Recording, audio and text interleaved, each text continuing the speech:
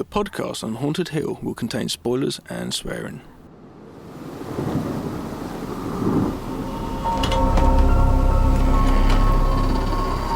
I am the devil, and I am here to do the devil's work.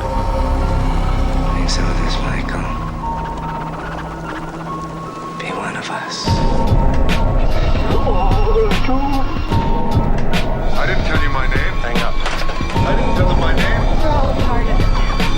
They're all parts of it. Come. It is time to keep your appointment.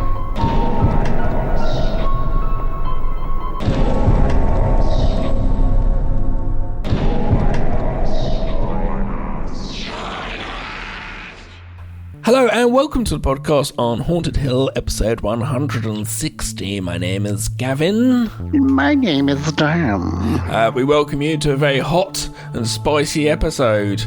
Sticky, sweaty, smelly. No, it's just really the location of the recording of Dan and I. It's a very hot time at the moment. I mean, like, proper. So, Poltergeist 2 and 3 is not really hot movies. But, you know, they are kind of summery films, I guess. Yeah, well, there's a lot of ice in the third one. But there is, actually. So, no, it's more of a November-y movie, I guess, actually. First one, though, definitely got the summer vibe. Which we're not talking about. Anyway, how are you? I'm good, thanks. Just so you know, we're experiencing a weird heat wave in the UK at the moment, where it's approaching around 30 degrees Celsius, if you use British terminology, pounds in Celsius. Because I know Fahrenheit is used a lot other places. But, so we're very hot at the moment. Gab's sat in a pair of pants. Just drinking a massive glass of water. I'll taking tomorrow off because it's going to get hotter. I've got an iced cold Coca-Cola Zero out of the fridge. Oh, good. Good. But a hot coffee on the other side of the table. Yeah, I had a cold coffee. I couldn't do that. So, and I'm sat in my basketball vest, and Gab sat in his pants. So just to paint the picture for you all, like I was Bob Ross. I'm that's in what's shorts. going on. I'm not going to sit in my pants. I'd feel like the listeners would be able to hear me in my pants rather than in my shorts. So, you know. There's no sounds like that. It's just the worst thing is I'm the one on the leather sofa, but you are. You get stuck to it. Yeah, I've had that before. Anyway, yes, episode 160 is fantastic. I'm very well, thanks, Gav. Apart from it being very hot. Before we get into what we've been up to and all that kind of business, it doesn't smell of shit though. Yes. Just to conclude the last episode, I found out the next morning that actually there was a pair of slippers with shit all over them, which had been in the room, and that's why I kept saying the whole time, going, "It still stinks." That's why. Just to put a pin in it there, if anybody didn't listen to the last episode, you might probably wondering what on earth Gab's talking about, shit-covered slippers. Basically, his dog had shit all over the flat, and in the last episode, he powered through 4 or 5 hours worth of recording with me with the smell of shit. He lit candles, he lit incense, cleaned it all up as best he could, and was still concerned. I found it under the desk as I turned the computer on to record. That's how fresh it was. It was fresh, but then you found the next day that there was still more. Still doggy doo-doo on the slippers. Throw some slippers away. And you sent me a horrendous photograph of... Well, that's the photo of it. Well, I had to show you. This is what I found. I was eating chocolate spread at the time. That was under my nose when recording last time. Oh, dear. So that's just to fill anyone that didn't catch the last episode. That's what on earth Gab's talking about there. There isn't just randomly a pair of slippers in his house with shit on them. No. But as is tradition, before we get into our jovialities and general nonsense, this is a franchise episode. We're finishing off the Poltergeist franchise, as you mentioned just now. So we'll be covering Poltergeist 2 from 1986, followed by, obviously, Poltergeist 3 from 1988. So we'll be talking about those two movies. We will touch briefly on the remake and briefly on the TV show, but we're mainly going to be reviewing those two films. Do you know, I've got Poltergeist 1, like in the big box VHS tape, yeah? And then I've got another copy of that, so two exact replicas. I know this story. Oh, you do, because I said it before. But the real on one of the copies is Poltergeist 2, which doesn't make any sense unless they were printing out the film at the same time, you know, making copies, VHS copies, at the same time as part 2. And the tape reel just got onto it. It's weird. Those kind of mistakes are worth a lot of money, aren't they, on the VHS collector market? Yeah, I imagine it is. I haven't looked into it, but I was watching it once and just like, that's so weird. I don't even know why I picked up a second copy. Just because it's so cool. Why wouldn't you? If you saw a big box VHS of Poltergeist, so I've got 2 copies. But yeah. Well, talking of VHS, one of the things I've been up to since we last recorded is my attic has now been boarded out into proper storage. So we put about 50% of everything we own up there. So the house is nice and clear now. There's not shit everywhere. This house is clear. This house is clear. And one Did you say that to Alice? I didn't say that, no. What the fuck? I know, I You'd should be have useless said that. in an 80s action movie after you'd killed someone. But I did have a lovely afternoon up there of putting all of my DVDs into chronological order, and then did the same with my VHS tapes. So now I have easy access.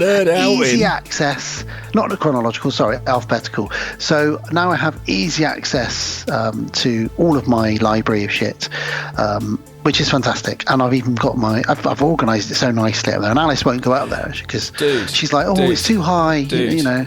Projectors are so cheap. You can get projectors like 40 quid.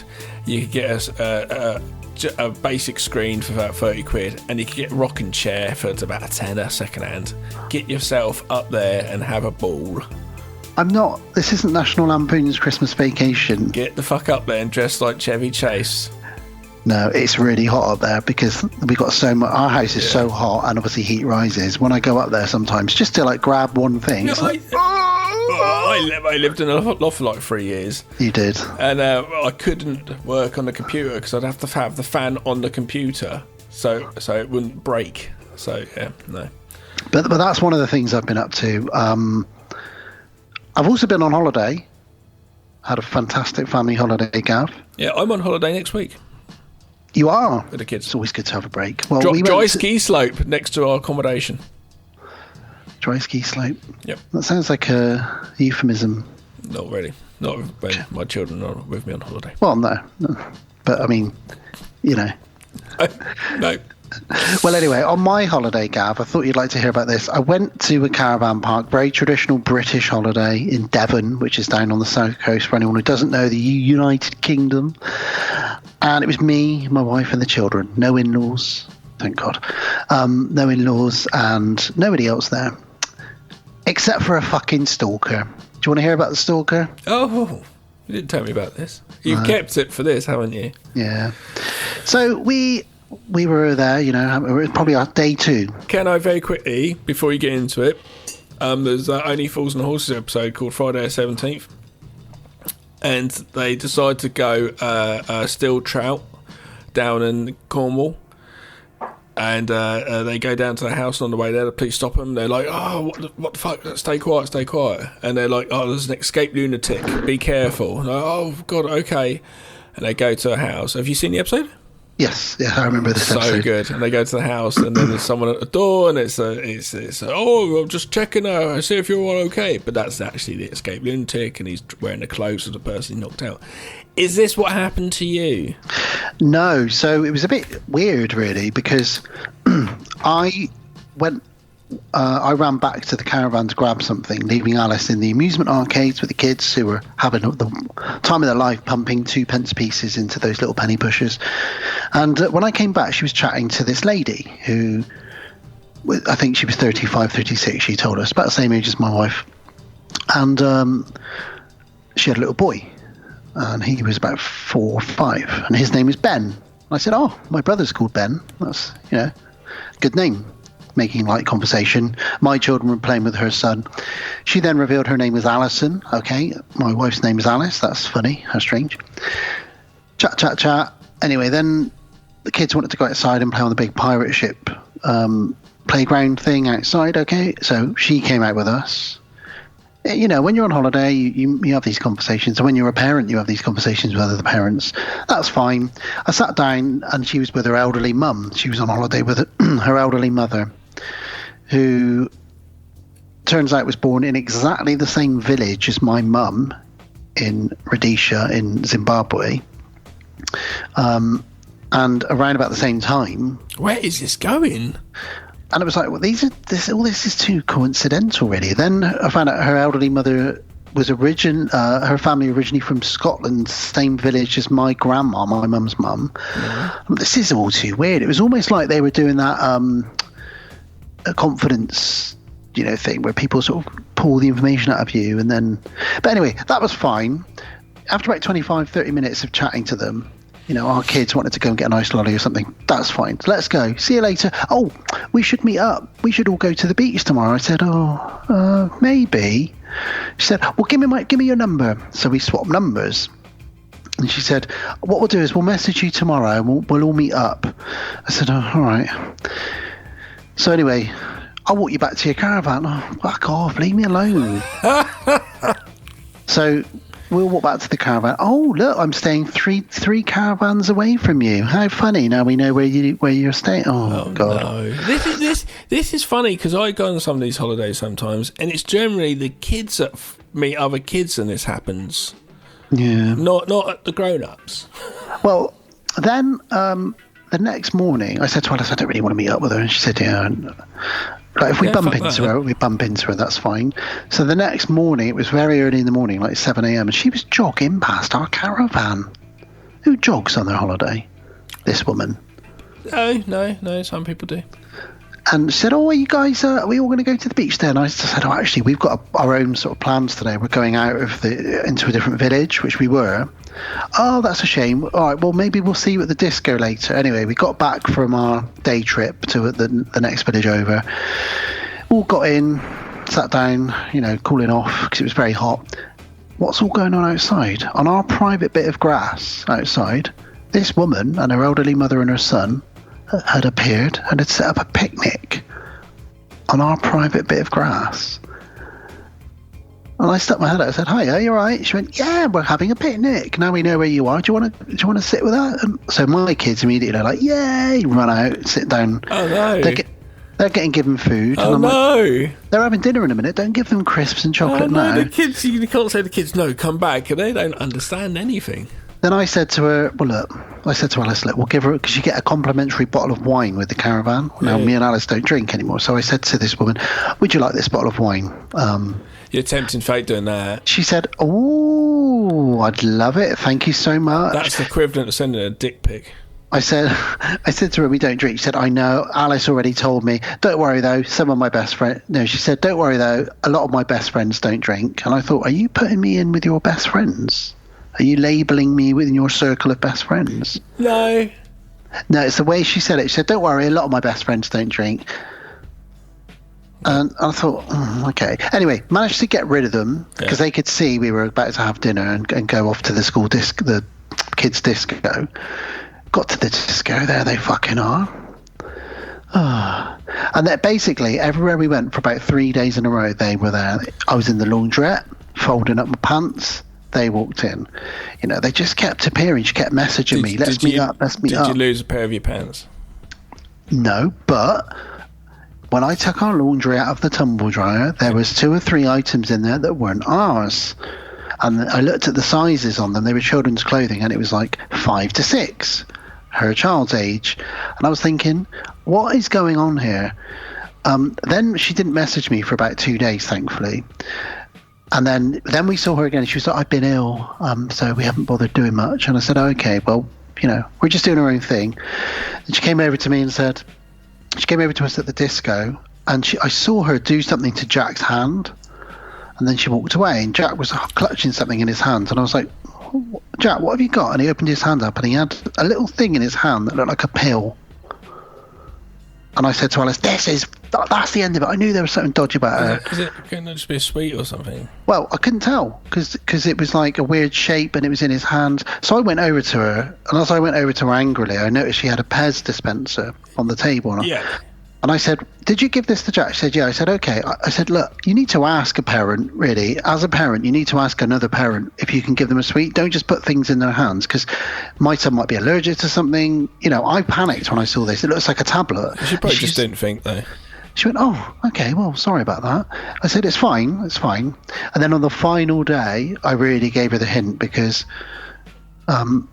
we were having lunch on a balcony overlooking the sea, and I went inside to take Edith into the ladies, and I came back out, and this woman was there again, sat on our table, and we were about to order our food, and she was really trying to drop hints to have lunch with us. And I said, sorry, Alison, it's our last day here. We'd really just like to have a family lunch. And I basically gave her the evil look, like, fuck off, without saying it. Yeah. She did. And I just deleted her number then, I thought. So we had a fantastic holiday, but we just had to avoid this woman and her crazy family. Also, the weird thing was she said she was with her husband. There was no one there. There was just her and her mum and her kid. There was no man there. Yeah. We would have seen them. Oh. So that's my stalker from Holiday Story. Fair enough. No one died. I had to deal with some annoying people when I was DJing the other night, actually. Just kept coming over to me, and I think they got too used to their Alexa, because they kept saying to me, "Skip." I was like, "Fuck off, fuck's sake!" So I would. DJ, at skip. first, I did, because it was like a big party on a marquee in a garden, and people weren't really coming in. A few people come in and dance a bit and leave. It's very hard to because they're like mingling and stuff. Anyway, so doing that, and then at one point came up to me and it was like, "Skip," and I was like, "No, those people over there are dancing. Look round." You should have pulled out a skipping rope. Well, no, she looked round and there's just a group of them all doing the Macarena, because I was playing that. And nice. And her and her friend, so she went, "Oh," I told her friend, so do it. And it's like, yeah, other people enjoying it. It's not just you, and I'm not Alexa. I've got a friend who shall remain nameless, but you know her. And back when we used to have a lot of parties in our house, she was notorious for getting on to the laptop or whatever we were playing our music through, and she would play 20 seconds of a song, skip to the next one. Remember this one? She played 20 seconds, then skip the next. Remember this one, guys? It's like, just play a song, though. Play a song. Don't just play 20 seconds of it. I remember the song, but I want to hear the whole fucking thing as well. Yeah, I hate that. I can't stand it. It's like what my kids used to do when I first got an Alexa. It'd be like, I had to then put the mute button on it so they couldn't do it, or just unplug it and be like, "You've totally ruined it. I was just listening to music." Anyway. Well, there we go. Have you been watching anything? Yeah, I watched The Beekeeper with Jason Statham. Jason Statham. Did he kill people? Statham. Excellent film. Did he kill people with honey? Now, I'm not going to get into spoiler territory. I'll try and do it spoiler free. Excellent action movie. Kind of John Wick if Jason Statham's doing it, basically. And it's kind of a revenge film for an old lady that he is renting some land off to honey bees. And she gets into a scam and loses millions. And something happens, and he goes, "Right, that's it. I'm Jason Statham." And he goes after them, but he just kills everyone. Yeah. Like, the police come along, and it's like the police aren't really it's not their fault. They're just there because they're doing their policeman stuff, or policewoman, police person, police officer stuff, non-gendered police stuff, and he just takes them all out. And I was like, whoa! Then like the FBI agents, whatever, and just keeps literally annihilating and killing everyone. And I like, have they not seen a Jason Statham film? You don't fuck with him. This is kind of different though. He's not really in it much, but he is. He's not a main piece for it. And it was excellent, really good film. It's funny because I've recommend it. I've heard that I've heard critics. It's got ripped apart. I love critics, but film fans and everyone who's in Legion Podcast Network and all the other networks that we're associated with, and podcasting and films, action, horror, everything, everybody seems to be loving it and talking about it. And I trust those people over fucking... You can put all those films together. You put the first John Wick, the first Taken, all those sort of films, put them all together. They're fucking great, entertaining films. You can put any of them on and go, this is just going to have good fun. Not part 2s and 3s, just the original ones. There's such a great premise. It's so nice and fresh, kind of, And this is like Jason Statham doing it, even though obviously a lot of his films are action. You know him as that anyway. It wasn't like Liam Neeson with a transformation of in his career, which a lot of the older actors do, which is always Denzel Washington, which is always welcoming. Yeah, Denzel Washington does it amazing. I love those Equalizer movies. But this is excellent. He's great in it. It's just really good. There is something pure about a revenge film, isn't there? Because someone's been wronged. Yeah, you know what you're going in for. And also, not only do we love a revenge film, but we love it when someone fucks with the wrong person and karma comes biting you on the ass. It's very easy. Basically, you get the subjects, you get the character. In this case, it's a scam. Everybody understands scams. Everyone probably knows someone that's been scammed, or yourself has, out of money. Hopefully not lots. And it's an older lady, basically. So it's basically that, and she just something happens. And he's just like, right, I'm going after scam artists. And I asked a little spoiler. He just basically he finds out where one of the buildings is, just walks in there with 2 canisters of petrol. Oh, nice. Just walks in there and says, everybody, get out! Sort of thing, do you know what I mean? That sort of thing. And it's excellent. Highly recommend. I had the best evening. I love film. I love movies so much, but when there's a movie which I know what I'm going to get, and I'm well up for it, to the point where I'm like, I don't care if it's bad. This is what I want right now. It's a part of my youth. I fucking love it. Oh, I hope you're going to say what I think you're going to say. I went and got myself a kebab. I think it was a kebab. Did I get a kebab? I think I did. I got some takeout thing. I think it was a kebab. No, it wasn't. It was a KFC. I had a kebab recently. I have one every once in a while. Amazing that was, actually. Had a KFC. Watched Beverly Hills Cop. I was hoping. Right, great. This movie Talk to me. is fucking brilliant. Did I tell you or did I tell you? So basically, with films which you come out nowadays, the problem you get with them are they're really forced. There's a lot of forcedness in it. It's either like the characters it's a bit forced in performances, or the story's too forced, or something about it which is just too much because they're trying to pull back that nostalgia and stuff. Yeah, so you're not talking about just general films. You're talking about late sequels. These particular films, yeah. But this is so good. And then I looked up, and it's produced by Thingamajiggy again, Jerry.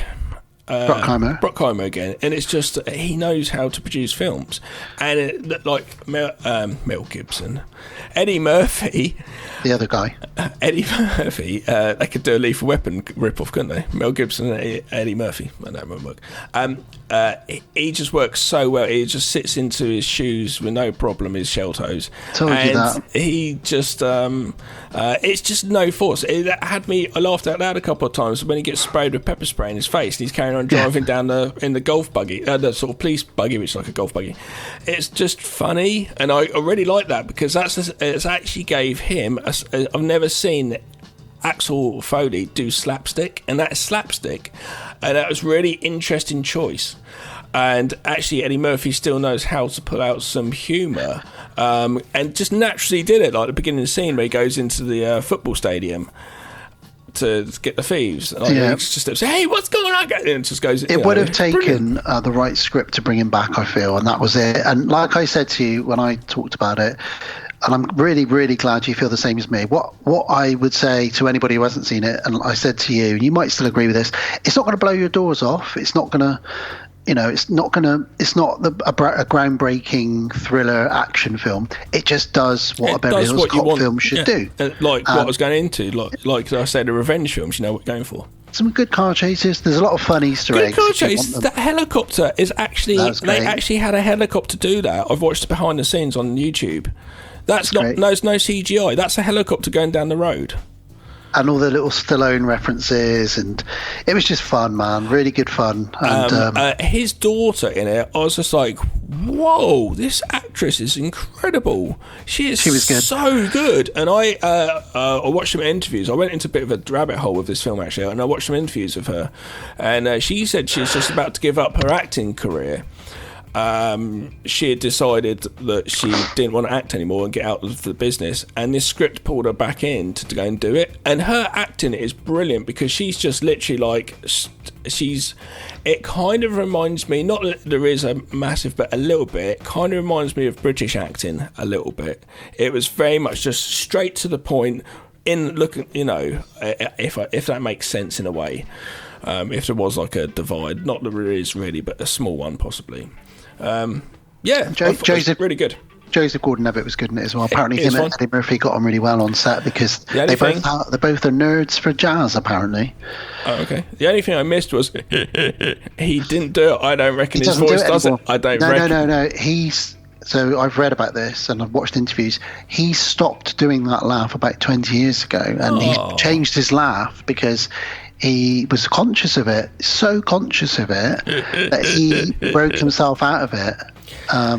So it's a shame. Yeah, because I've got it a little bit when I get going, and then when my friend Pete, lives above the funeral home, he's got, and I've been out with him in a pub, and I've started laughing, and he laughs at me, and I'm just laughing at him, and it to the point where people look around and go, "The fuck is that? Is there like a seal in here or something? What's going on?" Anyway, it's a great movie. I highly recommend if you're a fan of Beverly Hills Cop movies. Yeah, absolutely. It beats number 3. Oh, for sure. For sure. I loved it, and I had the best evening alone with a film and a KFC. Yeah, I had a great time with it as well. Yeah, I really did enjoy it. Yeah. What have you watched anything? Yes, only 2 things to mention really. I settled down for a 2.5-hour documentary the other night, all about Hammer horror. Yeah. It's called Flesh and Blood: The Hammer Heritage of Horror.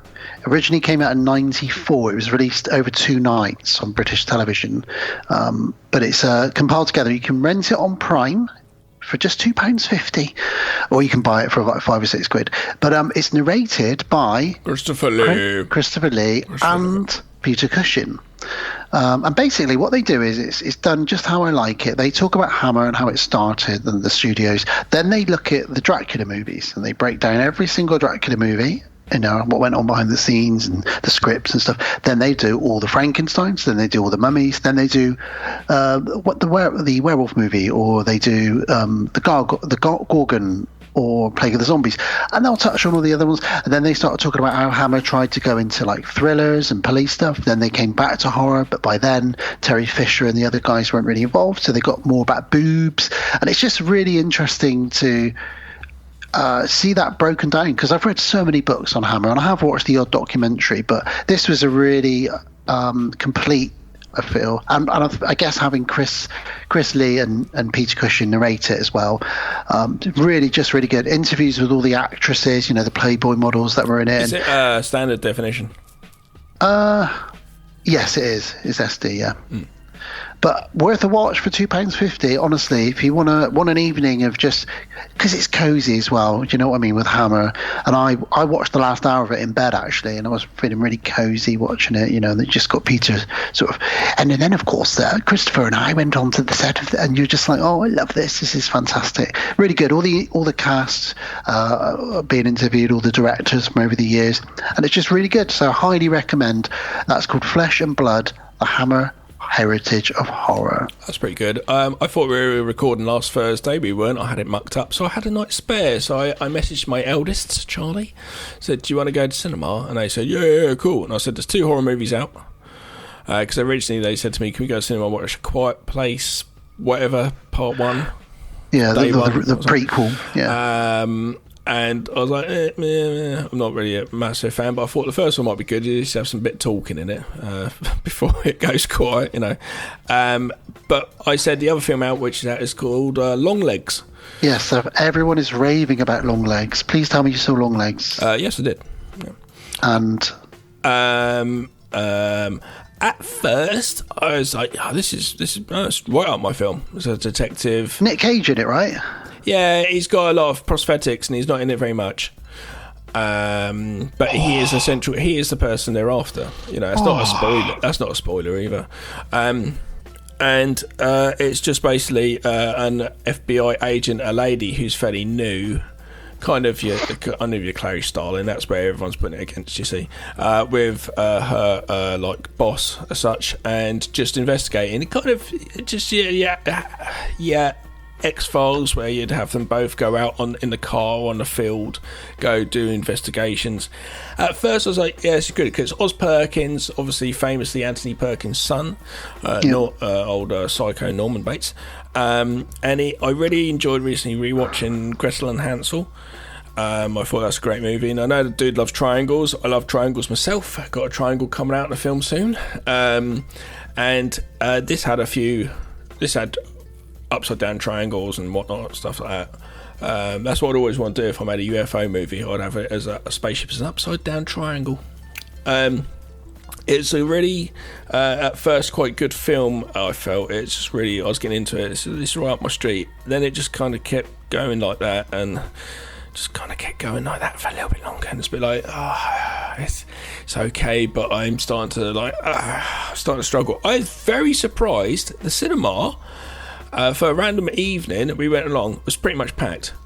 It's getting a lot of hype. Surprised. So it must be word of mouth, absolutely, because a lot of the people there, kind of the youth now, I'm a bit like, you don't look. Well, you can't judge a book by its cover, obviously, but you don't look like someone that would watch an Oz Perkins movie with lots of triangles and do you know what I mean? It just didn't seem like it, but I guess it's the hype. But I did wonder how they were dealing with it, because it is real slow, and I love a slow movie. Don't get me wrong. But this is real slow, and then the payoff is, and there's a bit of a twist or whatever, but it's kind of obvious. It's not really that like, oh great, and then the ending comes and it's all right.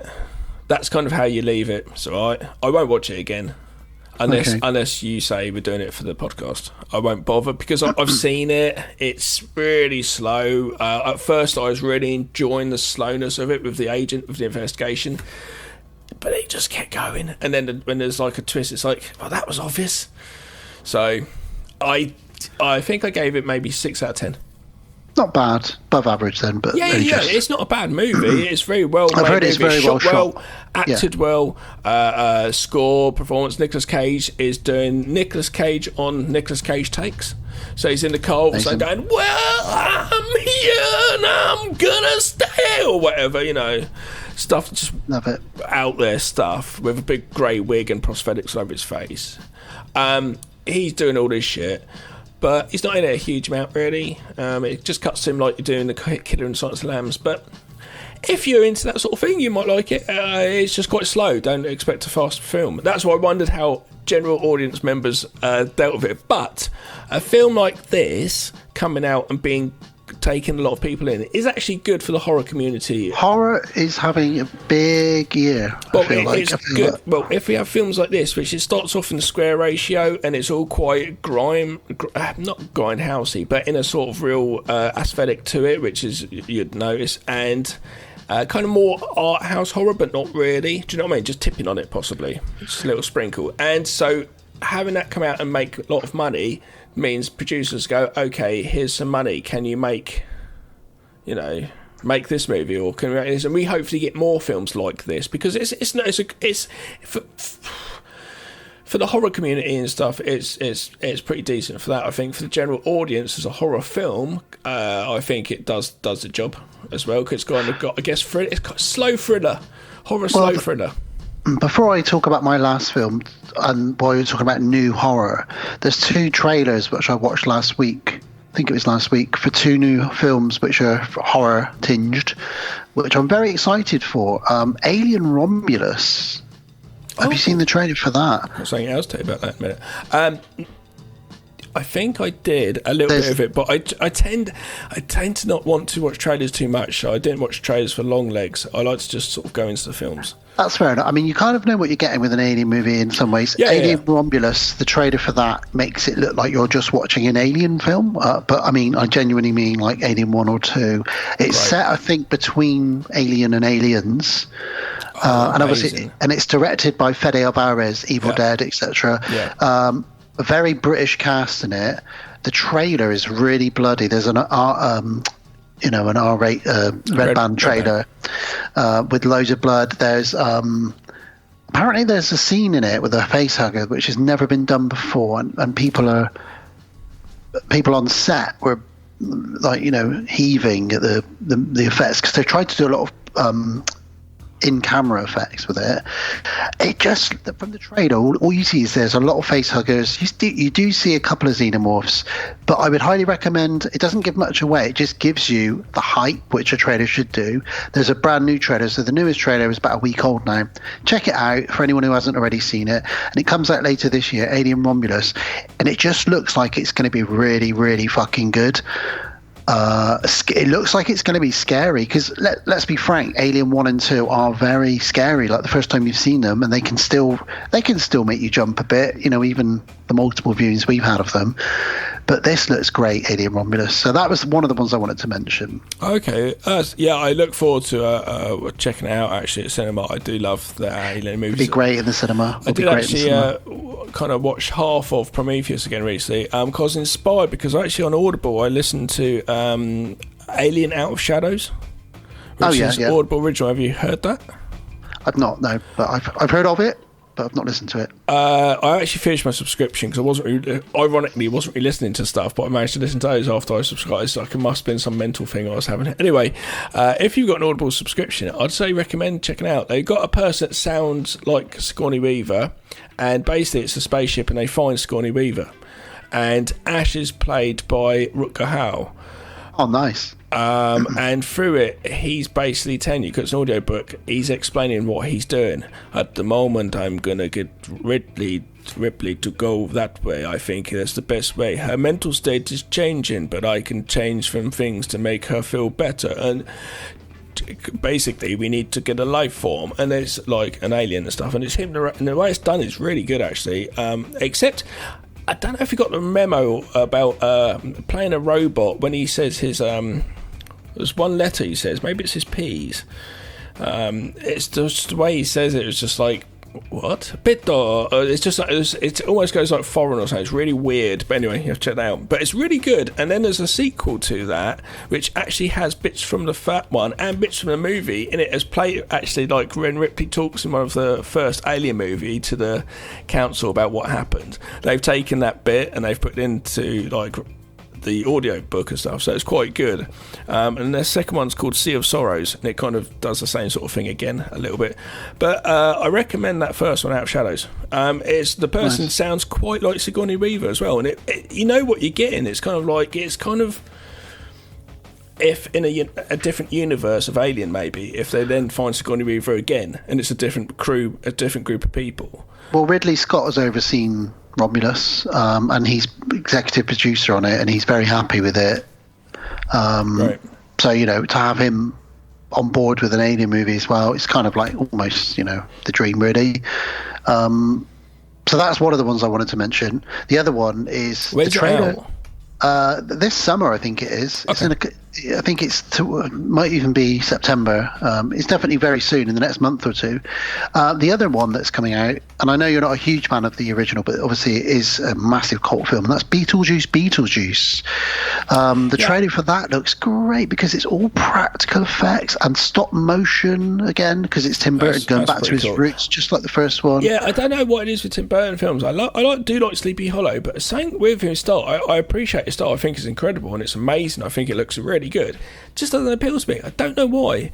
So Beetlejuice, I watched it once. I was like, whatever. I don't know why, but I do really appreciate it. I think it looks incredible.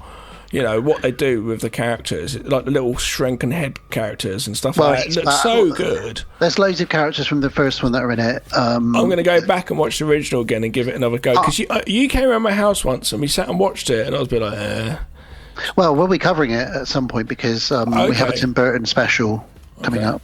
But that's a long way off, but we're covering that, and I think Sleepy Hollow. But yeah, Beetlejuice looks great. Winona Ryder in it. It looks fantastic. It's got Catherine O'Hara in it as well. Is that her name? Who plays the mum? Kevin's mum from Home Alone as well. And obviously Michael Keaton is back, absolutely having a blast. And I think similarly to Eddie Murphy, one of his favourite characters he's ever played is Beetlejuice, because it's just a balls to the wall, do whatever I want, demon. I'm hoping more films will start doing this with the older character actors. Because sometimes it doesn't work, like you said. Bill and Ted, that third Bill and Ted movie was so bad, and I really wanted to love it, but it felt like they were forcing themselves back into this. That Matrix 4 movie had some good ideas, but it felt like Keanu was forcing himself. So I feel like the character's got to be there, and they've got to love that character. Enjoying themselves, yeah. Not like compared to Beverly Hills Cop 3, which is famously terrible. John Landis wasn't talking to Eddie Murphy, essentially. They fell out because Eddie Murphy wouldn't support him from the accident happened, and rightly so. Because of it's still like, come on, it's like that shouldn't have happened. Essentially, that just shouldn't have happened. It just shouldn't have happened. Somebody should have stopped it, and he didn't support him, and they fell out. So then they made Beverly Hills Cop 3. It was didn't like each other, and they're making a film. They didn't want. No one wanted to be there. Just money, innit? It's terrible. It's like that. Nobody wanted to be there. Well, talking of money, the last one I wanted to talk about, because it's breaking a lot of records at the moment, and I know you're not a comic book fan too much, but Deadpool and Wolverine. I went to see it the day before it came out, officially in the UK. There's an independent cinema in my city. I had the day off. I saw they were doing a 10 a.m. showing, and I wanted to get in there before the spoilers came out online, and I went to see it. And I had an absolute blast with it, as you would expect. It's quite a long film, isn't it? 2 hours. Oh, okay. I thought it was mad long or something. No, 2 hours and 8 minutes. Oh, okay. It, for anyone who hasn't seen it, I'm obviously not going to spoil it because it's brand new, and it is a film that can be spoiled because there are obviously lots of cameos in it. It's linked into all the other Marvel movies. But what I would say is, when you're going into it, your excitement levels, you won't be ready for your excitement levels if you're a big Marvel fan, because it not only does it reference everything Marvel's done on screen. Cameos, haven't you? Yeah, but it doesn't just reference everything that's happened over the last sort of 10, 15 years. It also goes deeper than that. It goes back to other Marvel films from, back in the 90s. Even they talk about some of the movies that, way before then. They talk about some really deep comic book references, and there's some really funny stuff in it. There's some jokes in it which are there's one joke in it which isn't a spoiler if I tell you this, but obviously Hugh Jackman broke up with his wife and they got divorced about 10 months ago. So they were shooting this movie when that happened, and there's a scene in it where Hugh Jackman's in his Wolverine outfit, and is he going to regret this in a few years? Deadpool says he won't be taking his shirt off. He let himself go after the divorce. And you're like, whoa. When they were shooting that, it was probably only a month or two into his divorce. Yeah, but it's a good way of dealing with it. But it's one day it'd be like, not 5 years' time. So ultimately, what I would say about Deadpool Wolverine is, yes, there's going to be some cameos in it. You've heard rumours of cameos. You will see cameos you have never dreamed you would ever see in this movie. And it is, for me, probably, I've only seen it once, obviously, so I'm still buzzing off of it. But at the moment, it sits comfortably in probably my top 5 Marvel films of all time. And it's got the excitement levels of like Endgame and stuff like that. When the first time you see it, if I go back, I'll probably find a couple of bits I didn't like so much, and I will go back, of course, to watch it. But I'm excited to talk to people about it. No one I know has really seen it yet, so I can't really geek out with anybody about it yet. But if anybody wants to have a chat with me on Facebook Messenger who's seen it, please do, because I'd love to discuss all the cameos and the silly little Easter eggs and stuff that are in it, because it's just packed full of them, but also in a really clever way. Some movies have got cameos in it just for the sake of it. This actually has a lot of the cameos are characters who stay in the movie. You don't expect that. The story is really clever. And actually, I got a bit teary in one of the scenes because it really pulls at your heartstrings at one point. Because the Deadpool films are often just about him wanting to be liked and wanting to be loved. And obviously, but also he's just a silly misfit who can't stop talking and says the wrong thing all the time. So it's just great. Obviously, I loved it. Deadpool Wolverine, brilliant stuff. As a passing Marvel fan, because I'm not a deep Marvel fan, as it's It's a shame for me as a passing fan. I think the first Avengers movie is fantastic. I really like the first Iron Man. A lot of the sort. I like original stories. Do you know what I mean? And when it starts going in sequels, it just doesn't do it for me so much. It just gets. I think my brain just can't handle the tree of stuff going on. Do you know? It sort of gets quite a big. But what I really like though would be. Because I know this film, I will watch it. I've got Disney, so I can watch it. You're gonna like. I tell you something now. You're gonna like this. Okay, I hope I do, because I want, as a passing fan, I don't want to get into a thing where I'm like, I don't know what that means. No. There's all the comic book references. I just want to watch those two playing off each other on a story. Yeah.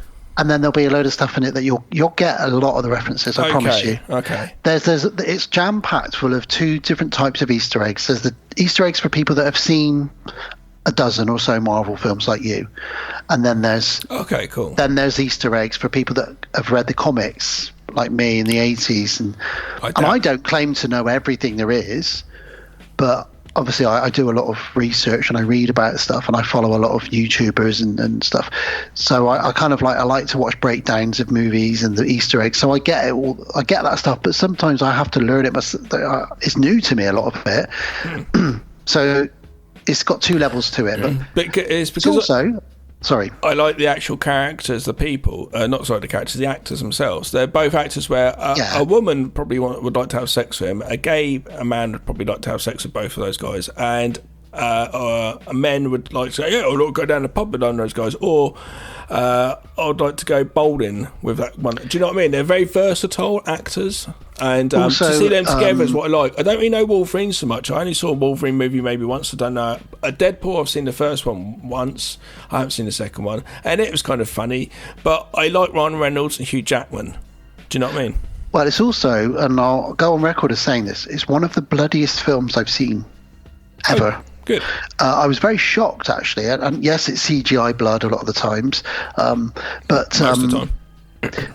But there's a couple of scenes in it where I was like wincing, because obviously Wolverine's got claws, and Deadpool can regenerate, and you're just like, wow, yeah, it's great. I didn't know you could regenerate. I've forgotten. Cool. I'll watch it when it comes on Disney. You'll like it. I promise you, you'll like it. You don't need. I'll sit and watch it. Yeah. To you, I would say, in prep for it, you don't need any. Good. I don't want to. I don't want to work. I've told you before, when I go to cinema, I don't. Some people are like, I watched Deadpool 1 and 2 leading up to it, and that's fine. No. And apparently they really do take the piss out of themselves. The studio. Oh yeah, they talk about Disney and how bad things have got. There's welcome to. He said, "Welcome, Wolverine. This is the MCU. You've joined at a particularly low point." They're talking about all this stuff. I enjoy that because I, as a passing Marvel fan, want to be a Marvel fan. It's just too much.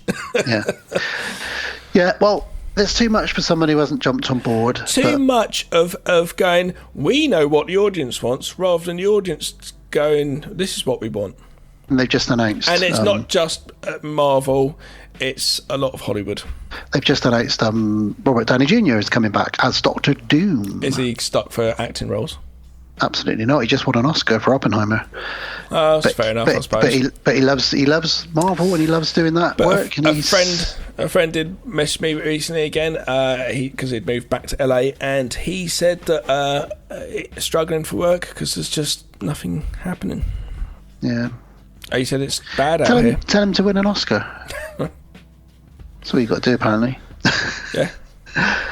Last thing before I take us into the trailer for Poltergeist 2, and that last thing is, you overheard me talking to Alice about this. Looked out the window the other day, me and Alice were having a pretty weird conversation, and then I said, what the fuck is going on? She said, what? Look out the window. There's a Jurassic Park Jeep parked outside my house. The Jeep from the first movie. And I said to her, am I dreaming? Did you go get a picture? No, because I went outside, it drove off. But then I saw it this morning on the way to nursery, taking the kids to nursery. So I know where they live. Not to be a stalker. They live literally on the end of my road. So tomorrow I will try and get a picture of it, and I'm sure a lot of people will. It's like a red and yellow, so it's not green and red, it's red and yellow, but it looks just like the Jurassic Park Jeeps, and it's all done out. I don't know what it's doing here, but I'm going to get a picture of it. Do. That was it. Well, listen, we've chatted enough. I'm being attacked by a moth, as you can see. I'm swatting it away. God damn it. Gav, are you ready to go into a trailer for Carol Ann, Poltergeist 2? Yeah, I'm looking forward to talking about these movies. I was slightly spoiler free, but I was slightly a bit disappointed with the result from reviewing both films, even though I'm a big fan of the second one. Strangely, reviewing it, not so much. Not so much. So we will see what that's all about. Come with us into the wall or the TV or wherever, which hole we're going to be in. Dan, what hole are we in? Come into my hole. They are being pulled into Dan's hole.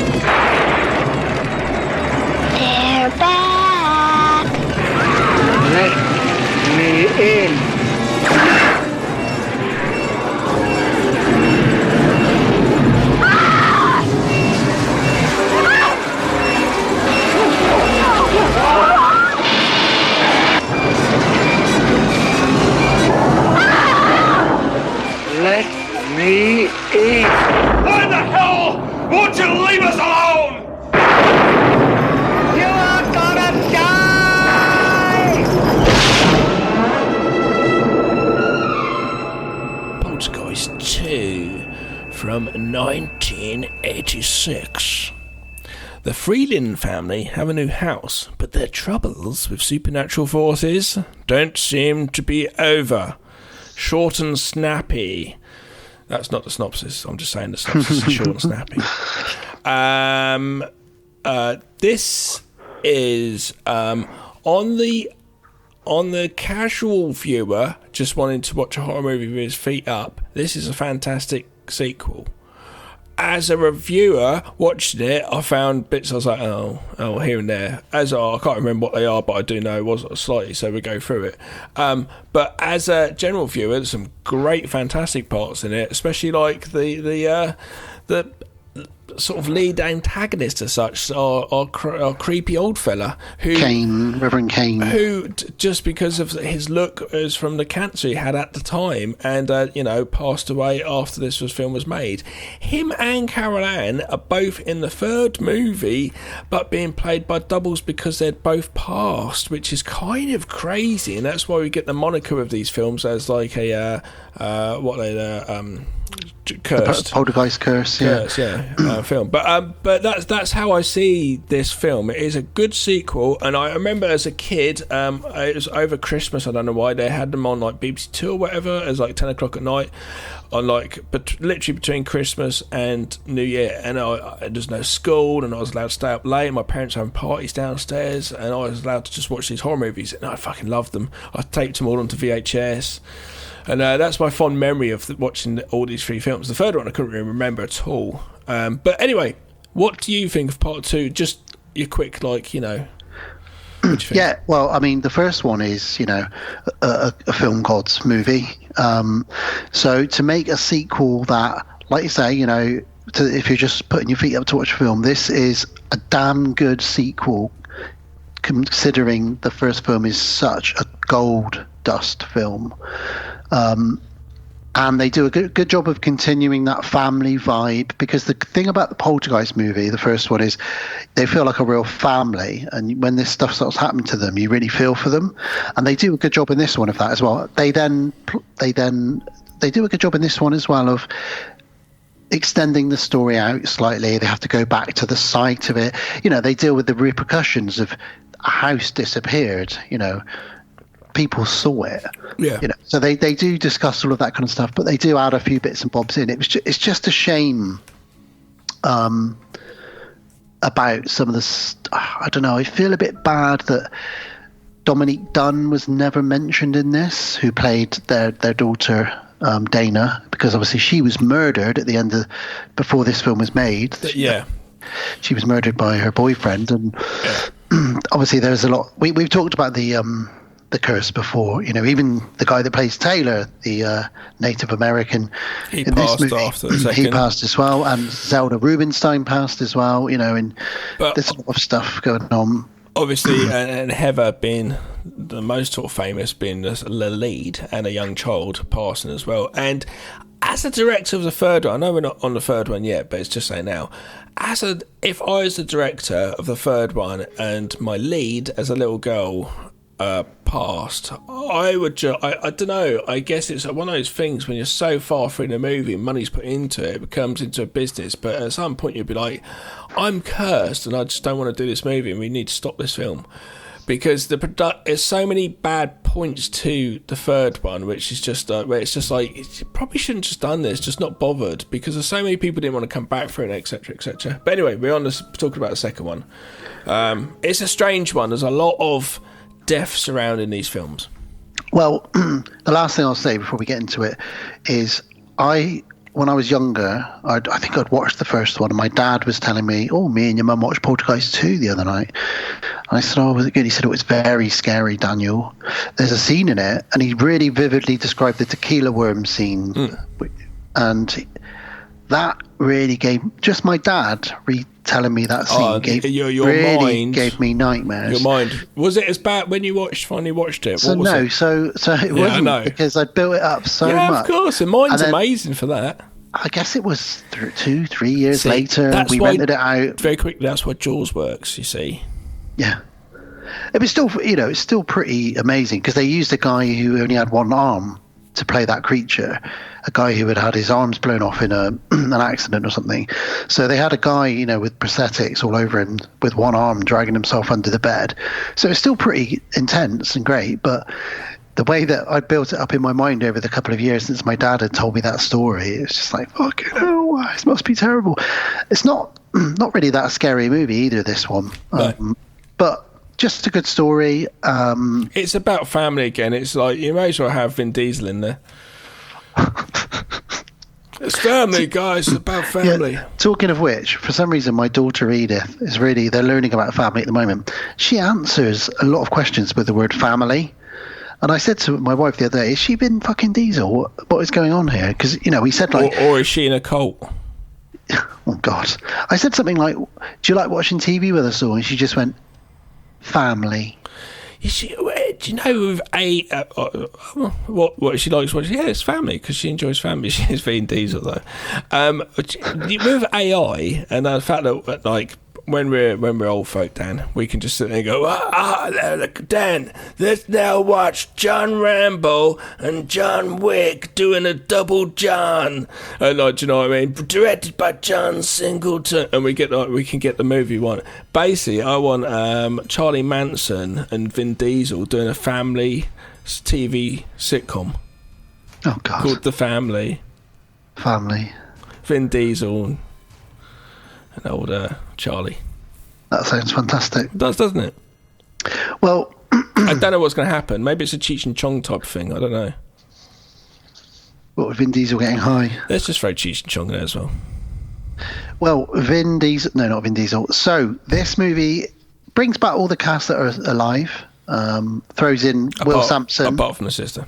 Apart from the sister, as I said, who are alive. Oh, yeah. Brings in Taylor. I'm surprised they didn't use it. If it had been the director of the third one, they'd just got a double for the whole time for the film, the back of them. But he was forced into that, and we will get to that. He was forced into that by the studio and the producers, and it was only one scene. And they couldn't shoot a lot of the third scripts. That's why it's a bit disjointed. Yeah, and it was only one scene she was doubled in as well. So it's not too bad. It's kind of like what they did with Brandon Lee. Really, they only needed to replace him in 2 scenes. Yeah.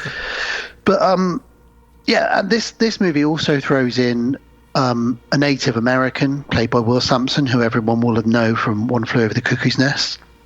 And in fact, they talk about someone escaping from an asylum at one point in this. So maybe a little nod to that. So it throws in a real pure good character in the form of Taylor, who has a link to the Native Americans that had their tombs, desecrated, but also throws in a pure evil character in the form of fucking Reverend Cain, which everybody remembers. God is in his holy temple, as a really frightening figure, a bit like the Tool Man from The Phantasm in some ways, the way he just shows up very smartly dressed and, hey, let me in your house. It's like, oh, get away from me. And that, as you said, sadly, the reason he looked so scary is because his stomach was full of cancer, and he died not long after this. So his face was very, very sort of gaunt. But yeah, so it throws in a very extreme good character, a very extreme bad character, on top of the stuff this family's already gone through. They're trying to come to terms with this crazy shit that they've been through, that from the first movie, that no one's really going to believe you. If we see that. And we're getting ahead of ourselves. We will get into the story in a minute. When he's sort of talking about, how am I going to tell the insurance people that the house vanished into a portal, and stuff like that. He's trying to get people to believe him, but they're also trying to come to terms with it. And Carol Ann's still a little kid, Oh, it's a weird thing to have happen. The Julian Beck thing. In a way, you're if you wanted a character, you obviously get someone like Christian Bale with The Machinist, didn't eat, do you know what I mean, and got a certain look. This guy had cancer and was going to die. His look is more horrific, and that's not saying anything. It's just because he's obviously not eating, because it was probably it probably hurt to eat, or just didn't want to eat, or or the medication, or the chemo, or whatever's going on. Even if it was chemo at that time, I don't know. Do you know what I mean? But because of his condition being that look, it makes it more. I don't want to say horrific, because that sounds like I'm dissing cancer patients, but I'm not. But do you know what I'm saying? It's more that look is like, wow. If it just be normal. Yeah, and I think it brings more to the character, and just everything else. It's almost like more that whole character is more rounded in a way. It brings more to the film, as much as the third film is quite weak, there is something to be said for the legacy of Heather O'Rourke and all the characters or the people who passed away, and this curse. A bit like whenever I watch The Crow, which is a fantastic film, but there is a sadness to it which is linked into the plot, but also it linked into the fact that Brandon Lee died making it. So it adds an extra layer to the movie, and that's why that sort of gave that film very much a legacy. And you can't stop it. So go to watch Longlegs. What trailer pops up? Crow, and I was just like, and I'm not like a huge massive fan of the first one, the original, sorry, but I do think it's a good film. I remember it, and it is some great dark stuff in it. The rain, the skateboarding in the rain at night time with a little kid, and there's just loads of stuff in it. Oh, it's really cool. It's almost comic booky, but with a real dark edge. It's really good. And then what happens, and it's Brandon Lee, Bruce Lee's son, and so there's a lot of pedigree in a way, and then he passed away in it, so it's like you can't break that ball. Do you know what I mean? Yeah. And this trailer's just like, just don't call it a Crow. I know. Just call it like fucking something else, because it could be a movie. You just slightly change it, but they're trying to obviously take that name already. But it's like, but why bother? Because nobody wants to see it, because the first one is pretty good, original, and it's not going to take the original away. It's always going to be there. Anyway, that's just quickly going on The Crow. Sorry about that. Yeah, no, but it's important to talk about how things can happen externally in the real world, much like when we reviewed Twilight Zone the movie. That real incident that happened has affected that film and does lend a certain dirty feeling to watching the Twilight Zone movie because of what happened in one of the scenes. So I don't know, I think it's important to address that. But this film is surprisingly fun and light-hearted, much like the first one was in some ways. Bit Spielbergian, not so much as the first one, this one, but still feels a bit Spielbergian. Should we jump in? Indeed. Well, one thing very quickly, just touch on that. Ooh, don't touch on me, said the vicar. Having the score composed by, oh fuck's sake, I was about to say John Barry. Not John Barry, is it? Quickly, tell me who it is. I should know. Jerry Goldsmith, of course. Jerry Goldsmith, classic. Because you got Jerry Goldsmith back with a score, it does give it straight away, and obviously the characters being where they are, straight away you're back exactly where you left off if you're a fan of the first film. Come the third one, the composer who done some stuff for like Child's Play and some other films, which are okay stuff, does an appalling score on Poltergeist 3. It's terrible, and it does actually, unfortunately, make the third one feel like a slight oddity slightly as well, you know. But that's as John, obviously Spielberg uses Goldsmith at times. What is good as well about the sequel, this one, is that part 2 is that, you know, Craig T. Nelson, Jo Beth Williams still feel like they've got that great dynamic. You know, there's something about the Poltergeist family where they feel so real. In the first one especially, you know, you got them parents smoking weed on their bed. You know, in this movie they're having baths with their children. All the stuff that we do with our kids and our families. And the first one, obviously Spielberg, Toby Hooper, and just up the road, E.T. being shot. Yeah. So you've got, if you're a lover of E.T. or just remember that fondly as a kid or whatever, and like the look of the house and stuff, you remember that was the first one. The second one, obviously it's in a different house, but I think with the music and still that sort of layout it kind of throws you back to all these sort of things. So it's good. But obviously the third one's in a high rise, which we will discuss when we get there. Well, we will kick this one off then. So we start off really with Taylor, who is a Native American shaman, and he's meeting up with an elder. We're sort of like, well, what's going on here? So what's happening is his tribe are linked in with the Native Americans that were buried under the swimming pool from the first movie. So, you know, this is all still dark, isn't it? It is still prevalent, and basically, God, it's horrible. When you actually watch it as a review, I hadn't really watched it before of really clearly what's happening, going back to Charlie Manson or Drink the Kool-Aid, even though it wasn't Kool-Aid. Tell us about this, Dan, what it was. Yeah, so essentially, from the first movie, they just moved all the headstones to build the new houses. And that's what they didn't bother moving the bodies. We thought it's just a graveyard, that's where people go to rest, you know. But it's an ancient Indian burial ground, and as we know from films like Pet Sematary, you don't fuck with those sort of things. Go on. So you can say what it is, though, more, though. Oh, go on. What were you going to say? Well, this was basically Cain taking all of his disciples down there, getting them to block themselves from the world with a massive rock putting over the hole where they were, to say to them, the world's going to end, we're all going to go down here to end our lives because it's all going to end. So we're going to drink this potion, we're going to take this thing, and we're all going to just die. And what happens is, before on the day of it happening, death doesn't come, the world doesn't end, and he won't let them out. And then I think he does that to them. I might be wrong, or they just die. He keeps them all locked up until they all die. Yeah, and his children and families, and it's where it comes down to. I guess he'd be overpowered unless he had some big cronies there to stop them. But then again, they're gonna die as well, so it seems weird. And it's dark as fuck. He's a cult leader. What the fuck?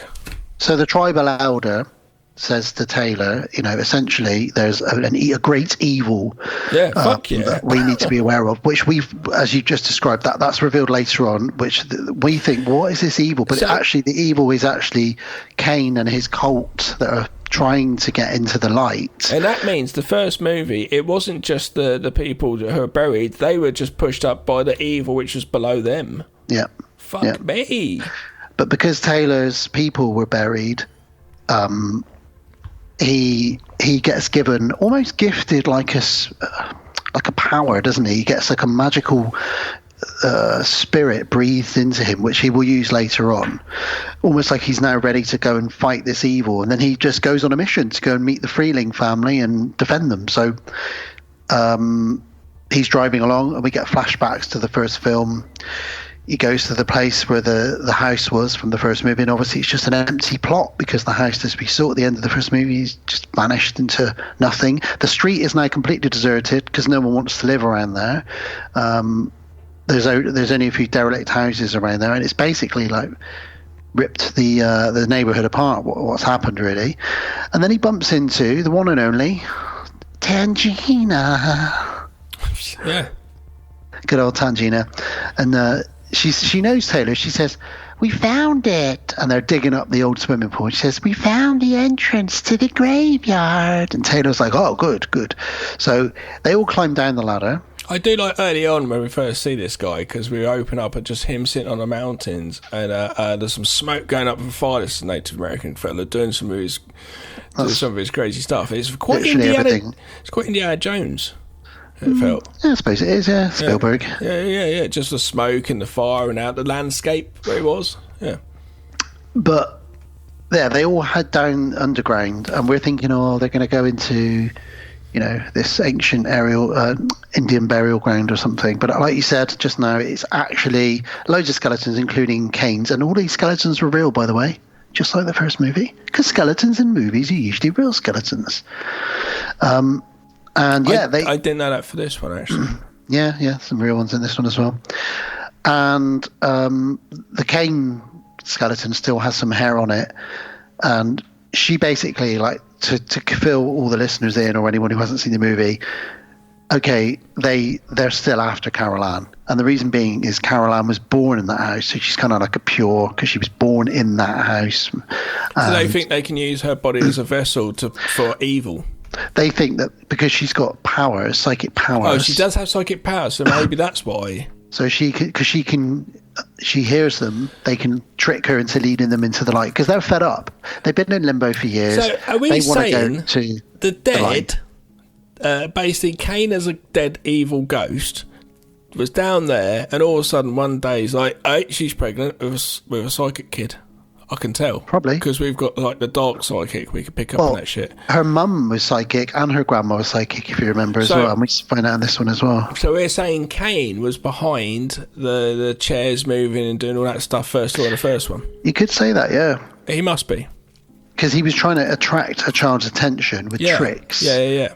To get her doing that stuff, he was in doing that to go, how can I make it, like, fun and playful? Grooming them. Which is quite clever that this movie does change the way you view the first movie. You could definitely now go back and go, he's grooming them. Yeah. Wow. Well, the last thing she says before we cut scene is Zelda says... Very quickly, that's what cult leaders do. They do. So that actually works really well. I bet they never actually thought this much with this, but that's what cult leaders do. They groom people. Well, Zelda realises that there's a greater evil here than just a bunch of very angry Native Americans who've had their graves moved. She says to Taylor, "Where is the family now?" And we cut to the Freelings. And they're having... I didn't know until I said the synopsis that they were called the Freelings. The Freelings. And they're having dinner in the garden. Their grandma's there, which is Diane's mother. And we find out she's got psychic powers, because she suspects her granddaughter Carol Ann has powers, and she says to her, "Can you pass me a piece of yellow wool from the ball? Can you pass me a piece of red wool?" And Carol Ann's not even looking; she's just grabbing the right colour without looking. So her grandma knows she's got. Well, they know because her daughter Jo Beth has as well. Yeah. Oh no, no, that's her actual name. Sorry, Diane. Diane, but Diane is in denial of it. Really, she doesn't really want to admit that she's got that for whatever reason. Maybe because Mum's not cool. But then Grandma's alone with Carol Ann, and Carol Ann is doing some automatic writing. Is that what they call it? Automatic writing, where you just start. Yeah. But she's drawing Kane, which we don't know who he is yet, but she's drawing this demonic face with a hat on. "Who's that? I don't know, Grandma." And she's sort of scribbling away. She's very good at playing a very spooky little girl, isn't she, Heather O'Rourke? Bless her. There is a scene that really breaks my heart. When her grandma says, your mother... Wait. The scene that breaks your heart is that the fact that they don't have a TV anymore and it's just a radio. No. Okay. You're gonna regret saying that now, because it's genuine. There's a bit where Heather O'Rourke, so her grandma says to her, when you grow up, you might lose these powers. You really need to practice them, because your mother denies that she's got these powers. And Heather O'Rourke sort of looks up and says, "I don't really know if I ever want to grow up." And I just thought, oh my God, she didn't. And it really cut me deep when she said that, because she obviously died at the age of 12. And I thought, oh, wow, that line means something different now. And that's why it's hard to go back and watch these films, particularly the third one. Knowing what we know, it just adds to the spookiness, like we said earlier. The outside world can add to the spookiness of these things. But anyway, Grandma has these powers. She tells Carol Ann all about intuition. It's a gift, blah, blah, blah, your mother. So she's trying to really she's helping out with a family who are now broke because Craig T. Nelson's on selling Hoovers door to door. That's old school. That's just like, I'm going to go sell knives door to door. Yeah, he's doing everything he can for money. Like you said, George Clooney started off as a shoe salesman, walking door to door, and he said, "Whatever you say about acting, that was a hard job. Acting's not a hard job." Well, he's very stressed because he's got insurance companies. Well, asking to prove where this vortex is. There's only so many things you can say. When they say act of God or something, that's when the insurance company's based saying, we can't give you no money. Yeah. And what do they say here? This act of Satan, Yeah, they still have a real family connection at this point, him and his wife and the kids. Loving your new lamp, Cav, by the way. Yeah, it's broken, but it looks all right in the background. It's quite bright. You've got some nice colours flashing on behind you there. It definitely shouldn't rattle like it does.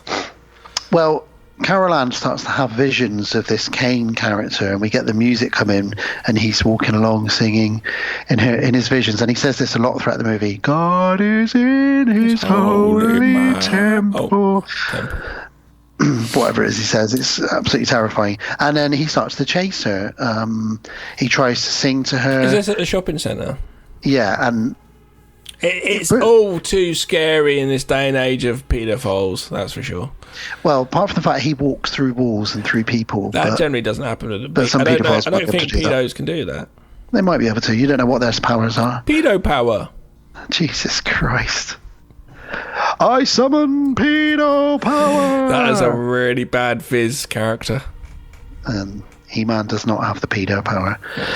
But yes, Mum and Grandma find Carol Ann with this old man. He-Man is in a loincloth around young children quite a lot.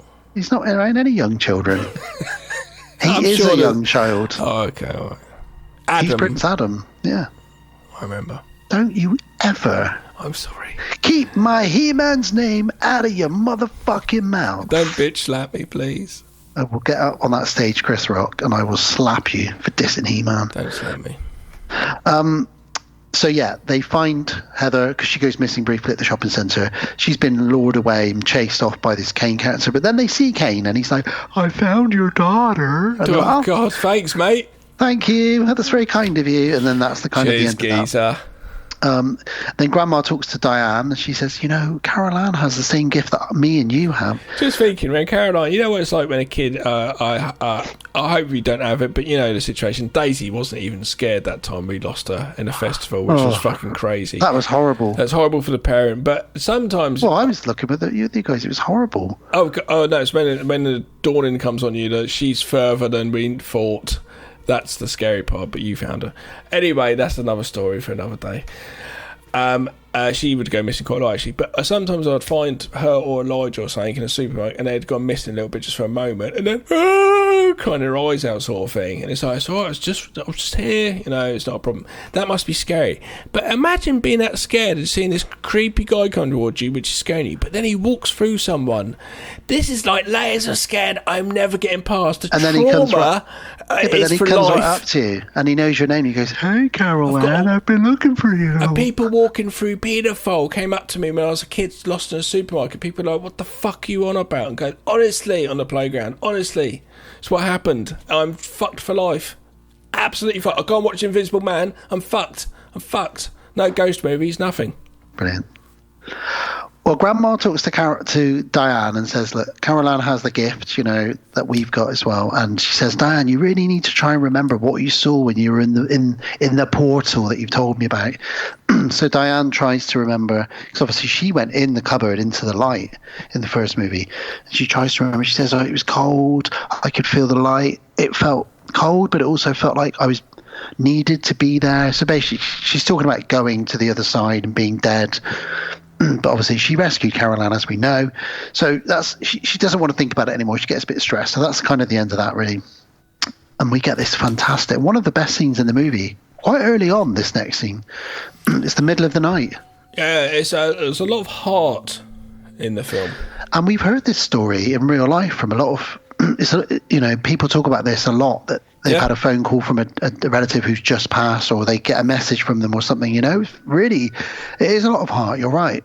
So to set the scene, Caroline wakes up. It's the middle of the night. For no reason at all, she gets up. She goes wandering around the house. Everyone's sort of in their beds or asleep. She goes into Grandma, who we assume is asleep, and she kisses her for no reason. Very sweet. What little girl doesn't want to go and kiss their grandma? Then she goes back to bed. Then her toy telephone starts ringing. Well, that's never a good thing for Carol Ann, is it? She picks up the phone, and we don't hear the voice on the other end. We just hear her say, "Hello. Yes, Grandma. I love you too. Of course I'll be a good girl. Night, night, Grandma. Love you." Cut to the Freelings crying in the kitchen in the morning. Robbie and Carol Ann walk in. What's going on? Grandma passed away in the night. What the fuck? Really good scene. Love that. And the only sort of link, the good sort of person who was helping Carol Ann with her powers is now dead. But also Carol Ann has now opened up potentially the spirit world again, because her grandma called her on the phone. Or was it her grandma? We don't know yet. No, it was the second time she's duped. She is duped by the robot. You're getting a mum now, so it's a really good scene. What you're saying, it is really like, oh fucking hell, that's quite an emotive type scene. Next we get the mum at the rose bush, and she's thinking about when she's young, and there's some really beautiful music plays.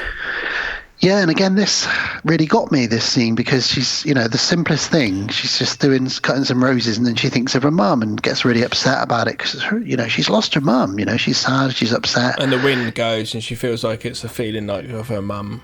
This film, at the core, it is about unity and family and love. Yeah.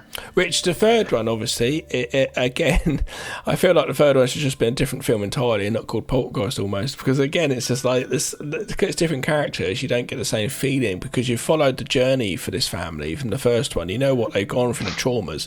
So we're back with them again going, oh no, it's not going to happen again. And you start to feel for them. Yeah, you love these guys. So she's feeling sad, like you said, and there's some weird clouds above the house at night. And Diane has this vision that she's attacked by zombies. Really, this scene, I was just like, and the zombies look so good. Yeah, I was like, this is zombies. Like, I want to watch this zombie movie. Can I please watch this zombie movie with these zombies? I just want to see zombies' hands coming out of graves, pulling people down. It's old school, and it hasn't been done for so long. It needs to be done. It's like a Ghostbusters Sigourney Weaver chair sort of moment. Yeah, we need to have more of those zombie films. And actually, funny enough, again, the third one does have some good zombie hands pulling people into puddles and stuff in it. Yeah, they're going for it again. Yeah, it's some great practical stuff which we'll talk about in the third one, but when we get there. So but the zombies pulling Diane underground were all a dream. It's her almost having a vision of there is a powerful evil that's trying to pull this family apart, or whatever you want to say. So she needs to be aware of her depression or something pulling her down. And it's nighttime.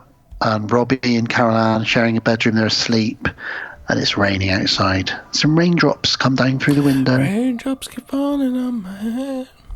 And they drop onto the toy telephone, which does a great little sort of sound design here. Bing! And then it just makes it turn into a ring, ring, ring. Yeah, it's I do like when sound design has really been thought about pre-script. Do you know what I mean? Or in script pre-production. Well, she assumes it's her grandma on the phone again, so she picks up the phone. She says, "Grandma, where are you?" It's been duped. And the doll moves its head. So the it's robot basically toy. Kane, isn't it? Yeah, and they're all sort of, it's Grandma, it's me, Grandma. And then you realise it's not Grandma because all the voices change. See, this is where this film, I say to you, if you just want a horror movie, put your feet up and not think about it, this has got some great stuff. Going back to the first one, the use of toys being used in the clown, just different stuff, robots and things like that. When they're flying around the room, all that sort of stuff. The thing and ride the horsey and all that sort of shit. This is great because we have the angel. We have the robot comes in and just says, "We want the angel," and it's just walking around. It's like, this is so good with the music score. It's just what you want again. Yeah. And obviously Robbie wakes up and him and Caroline are terrified because there's all this magical sort of spirit energy flying around the room.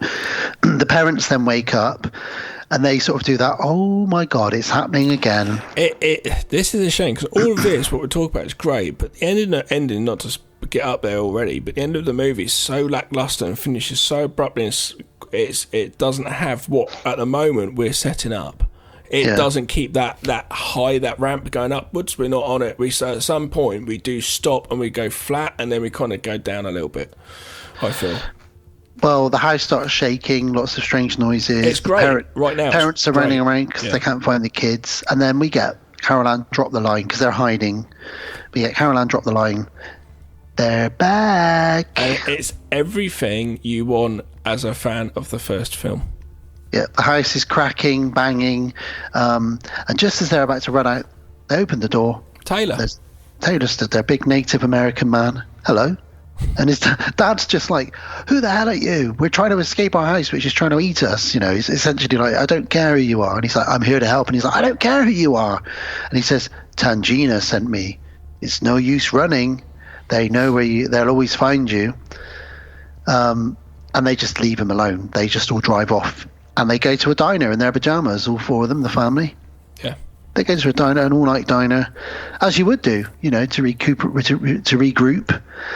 And they order some food, and they're sort of sitting around. What should we do? I don't know. Don't worry, you can't just keep driving around, can you?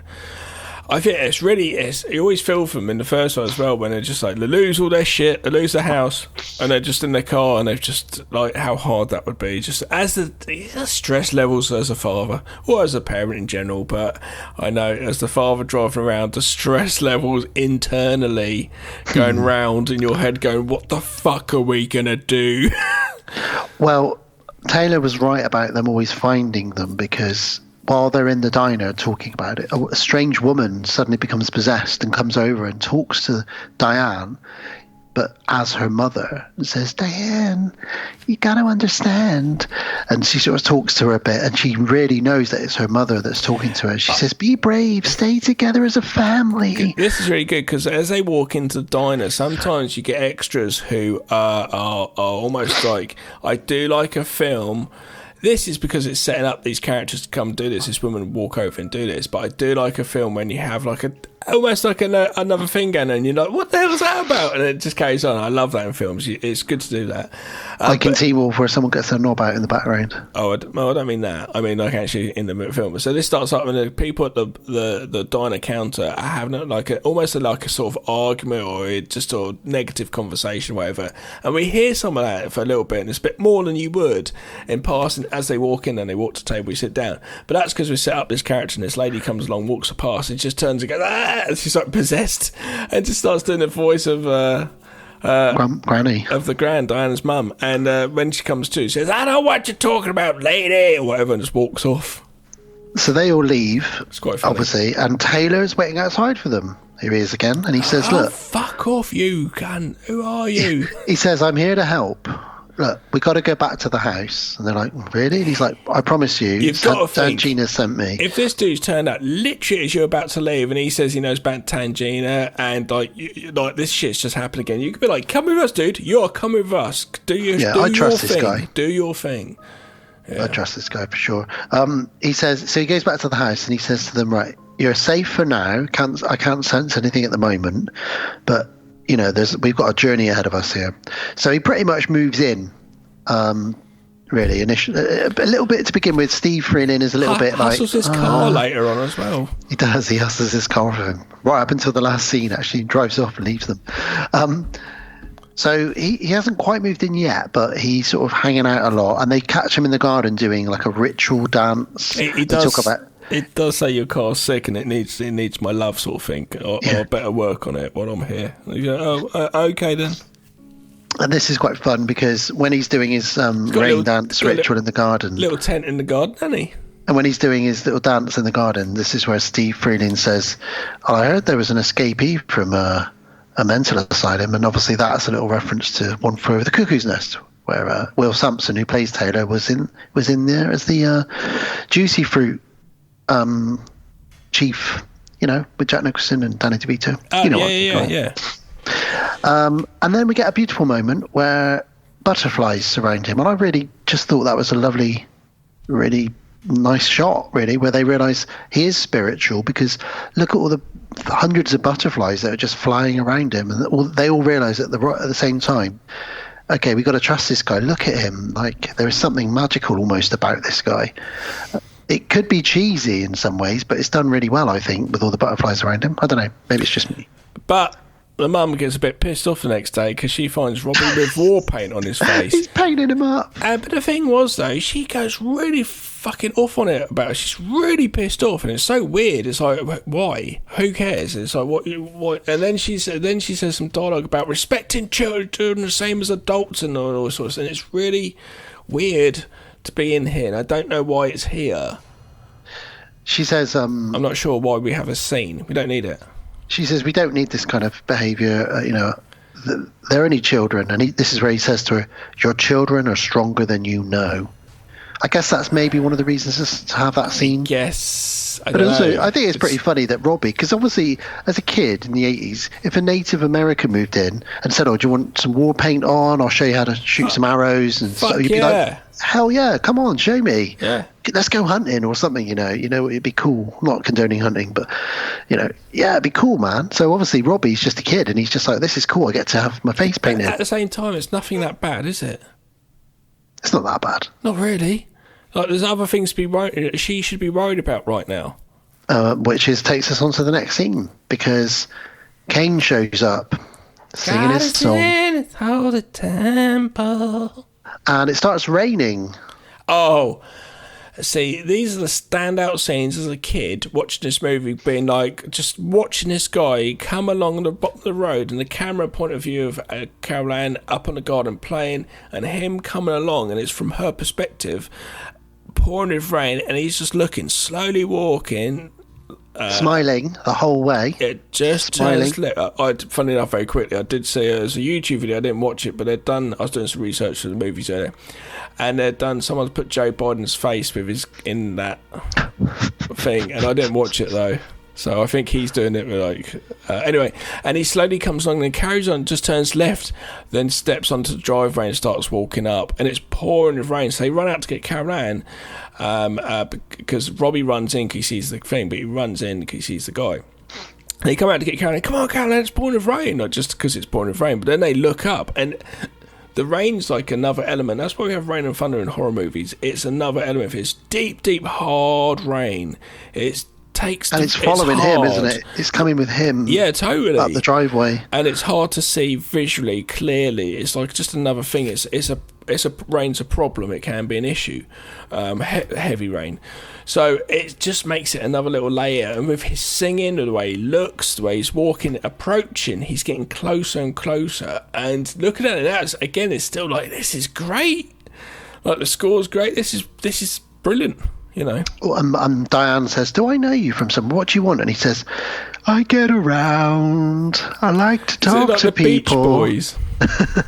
Maybe. He says, I get around. I like to talk to people. And the dog seems scared of him. Carol Ann seems scared of him. And he says, I'm Reverend Kane. And then when he says Reverend, they think, well, if he's a church guy, he must be okay, I guess. Oh, yeah. Absolutely. Yeah. And he says, I believe you have a problem here. And Steve says, what do you mean a problem? And he tells the family to go inside. And he says... first of all, they managed to get Carol Ann. They put her up actually to the doorway. He comes right up to the door. And the dad, obviously, Steve, Craig T. Nelson, standing there. And he, as you say, he tries to tell basically Taylor's dangerous. He's trying to, change their mind on him. Yeah, he says, you've got a problem in your house. Taylor, he's a con artist. And he really tries to get into the head, and he does get into Craig T. Nelson's head a little bit, and much more so later on. And he says, and then he almost reads Steve's mind. He says to him, and I know what you're thinking. You're thinking you're not strong enough to hold this family together through everything you've been through. And you're right. You're right. You're not strong enough. And he's really reading into his mind. Then he says, you need to let me in. And then he snaps out of it, Steve. He snaps out of it. And he says, no, just go away. Ben Kenobi on him, isn't he? And then he says, you're going to die in there, with a big smile on his face. And then he walks off, singing again, fuck's sake. And then the rain, as he walks away, the rain just stops. So what's the score on this? Is it like... Well, it's not though. Is it a bit like vampires then? They can't really get into the house because he can't. They have to make this sort of portal then. Caroline or whatever goes into their realm, their dimension. They can't actually get into the house. I think Caroline has to. They're just trying to get her anyway. So all they want to do is to get her into that dimension, and that's it. That's it, isn't it? Basically, but she can lead them into the light, and that's what they want her to. By her own sort of, without being forced into it, she's got to want to lead them into the light. So they're trying to trick her into that. Yeah, I agree. So they're trying all the tricks they can, and now the latest trick is tell Steve that Taylor is a con artist, and play on his insecurities as the dad, try to hold this family together. Oh, he's totally mesmerised, and he almost succumbs to it. Eventually, though, like I say, he says, "Go away." And when he walks away, it's a very simple trick. This is where anyone could do this. Really, get a static camera. Static means when the camera doesn't move. Get it on your tripod, and you just film a shot of an empty shot of the same location. And then you walk in, just go back, and then you walk along the said shot exactly with the camera without touching it, and then you overlap the two shots on top of each other, and then you just do a slow dissolve on the top layer, which is where our character Kane walks along and vanishes. Just vanishes nicely. It's really simple, but very effective. And as we're all spooked out by that, Taylor just appears over Steve's shoulder and says something very cryptic. He just goes, oh, that was him. Come, we must prepare. And you're like, what the fuck? Who was who? What's going on? This man has just told me we're all going to die and then vanished in the rain. But tell me more, Taylor. So there we go. Night time comes and Steve is drinking tequila. He's trying to get drunk. Oh, that tequila's going to come back and bite me in the ass later. My lady. Tequila. What's that from? What's that quote from? What is that from? I know it. Why don't I? Cabin in the Woods. Oh, yeah. There we go.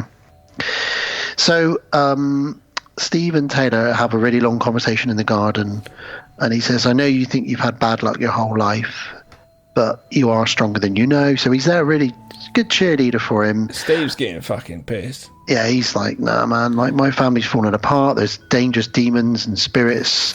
I don't know what's going on. Danger Demons. I want to watch that movie. Danger Demons. Danger Demons coming soon. Inside the house, the kids are preparing for bed. We do see a quick glimpse.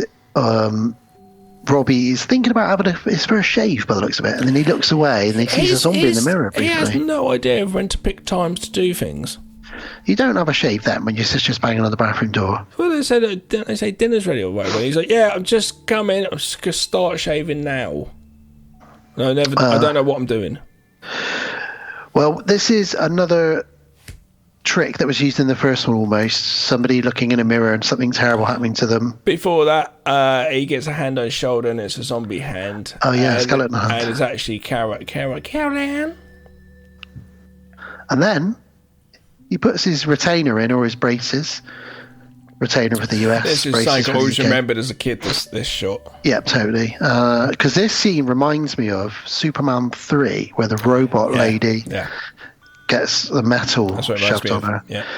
Yeah, so his retainer, his braces basically engulf him. They all kind of shoot out and become this giant cocoon of metal that drags him up the wall. It's very sort of Cronenberg almost. He's on the ceiling, you know. Yeah, and his family all come in and they see him being dragged up the wall. There's metal absolutely everywhere. And then one of the bits of metal tries to plug itself into the electricity socket, doesn't it? Yeah. And luckily, Dad comes in and manages to sort of pull him away from it. And yeah, it's not great. it's pretty good effect, I suppose. Yeah. It's not a bad effect, is it? No, it's a great effect. To be honest, effects-wise, all three films are fairly solid. Like the third one, they did a lot. They thought very hard about it, and they did a lot of things with reflection and stuff. And it's really simple stuff, but it's actually really good. Yeah. Well, Dad saves the day. Taylor reveals more. He says it's a ghost. Kane, and you hear Kane's voice talking, and he says, the voice says, "You can't keep her. We will get her." And he's Donald like, Sutherland's in, not Donald Sutherland. Donald Pleasance is in this. Yeah, he says, "Michael, we want Caroline. We need her now." Mash up, man. That would be great if that was a mash up, wouldn't it? Imagine Donald Pleasance knocking on the door instead of versus Poltergeist. Instead of Taylor. He's like, they're trying to get out of the house, and they're like, "Who are you?" And he's like, "You can't leave. You can't go." They're like, "Well, we're going to a diner in the middle of the night." "I'll come with you." I can't wait to be again old men in our rocking chairs with AI with Donald Pleasance plonking him in every movie we can think of. Well, they all sleep in the living room, and Taylor tells them that basically Kane's soul is in limbo along with his cult. They refuse to enter the light. They want Carol Ann and her gift. They hate the fact that your strength is your love, baby. Your family love. It's your love glove. So we've got a bit more of a backstory here. We basically know that Kane and his cult are absolute evil. So he says to Steve, "Listen, you're going to have to come with me, mate. We're going to have to go to the mountains. Let's go for a drive." Yeah, let's do it. So Road trip! So they go for a drive. Diane has someone knock on the door while they're doing that. "Who's this? Can't see any." This funny scene, actually. No one there. Look through the peephole. Knock, knock. Looks again. Still no one there. Oh, slapstick humour. She looks down. It's tiny little Tangina, isn't it? Because she's so small. That's a nice move. It's quite funny. It's a nice tip, definitely. Zelda Rubinstein is, a very small lady. She must have been like, yeah, definitely do that. Be well good. Yeah, because she seems up for a bit of a laugh. She's a fun character. I've seen her in interviews.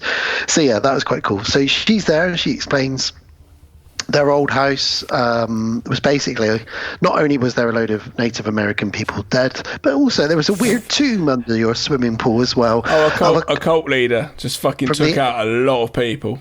From the 1800s. Families, actually. Like, you're a family, aren't you? Is this where we get the flashback now, where she basically, you see that story of him saying, "No, you can't leave," and they're like, it must be. Yeah. Death didn't come, and the kids are like, "We haven't eaten for weeks," and he's like, "You're staying here," and they all starve to death and die. Horrible, very horrible. So and she says to me, "You know about him because you've been to a dimension." Yeah. So it's kind of like you're going to remember when you get there. Oh, when you see him, go, "Oh, do I? Oh, okay." Meanwhile, Steve and Taylor are getting stoned. They're out in the mountains smoking a peace pipe, performing a ritual. They see some sort of demons and spirits in the smoke. Passing the bong. Yeah, but passing the duchy to the left-hand side. And then Steve does a great big hit on the peace pipe, and a big spirit enters his body, which I think we've probably all been there. And Taylor says, "The entity has revealed itself to you." That's what I said that time as well. "Oh, he revealed itself to me." After a couple of bong hits. Cut back to Tangina, showing Diane some really old photos from the 1800s. She says, "Tell me if you know any of these people." How am I going to know that? Just you'll know you've been to the dimension. She shows them, and one of them is Kane. It's like we're doing a police lineup, but for dimensional lineup from the other world. Oh, okay. Well, she says, "I know that man. He was at the shopping mall. I thought he was a pedo that could walk through walls." I thought he's just that crazy, like up there, like the high-powered, extreme superhero pedo, the one that could just walk through people, super pedo. And Tangina's like, "Nah, that's Kane, the leader of the cult I was telling you about." And she says, "Listen, you're clairvoyant, just like Carol Ann. Come on." So it's great that they push a bit on Diane to try and use her powers as well? Because it's normally just the kid, but it's nice that it's kind of passed on. It almost feels a bit Stephen King-y, doesn't it? You know, having like this clairvoyancy passed on through the females in the family. Yeah, and especially having the whole family dynamic and a lot of the film focusing on that, you know. So when they were in the portal in the house, so here's a little backstory here. When they were in the first movie, when Diane went in to get Carol Ann, that's where Kane, because they were in limbo, they saw her and Carol Ann. They were like, great, we can use her, because they're both clairvoyant, we can use Carol Ann especially to get us out of this limbo, because we don't want to be here anymore. So they found her in there, and she calls him, she says, he is the Beast. So we know him as the Beast. And later on, Taylor and Steve get home after their... Dad's just getting pissed still. Yeah. They have dinner. The kids are a bit scared. Robbie's got a helmet on with a baseball bat. Of course, great. I would, if there was evil spirits. Yeah. And Steve decides now's a good time to get drunk. Real drunk. Yeah, and a doll's head moves, doesn't it? It does. Well, that's because the evil spirits have Kane, when he had that chat with him during the rain outside, he did get a little bit... Kane in the rain. Kane in the rain. Insane in the membrane. They played last night in London.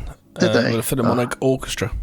They did, yeah. I actually did see that. I could have sorted out and got tickets, I just didn't bother.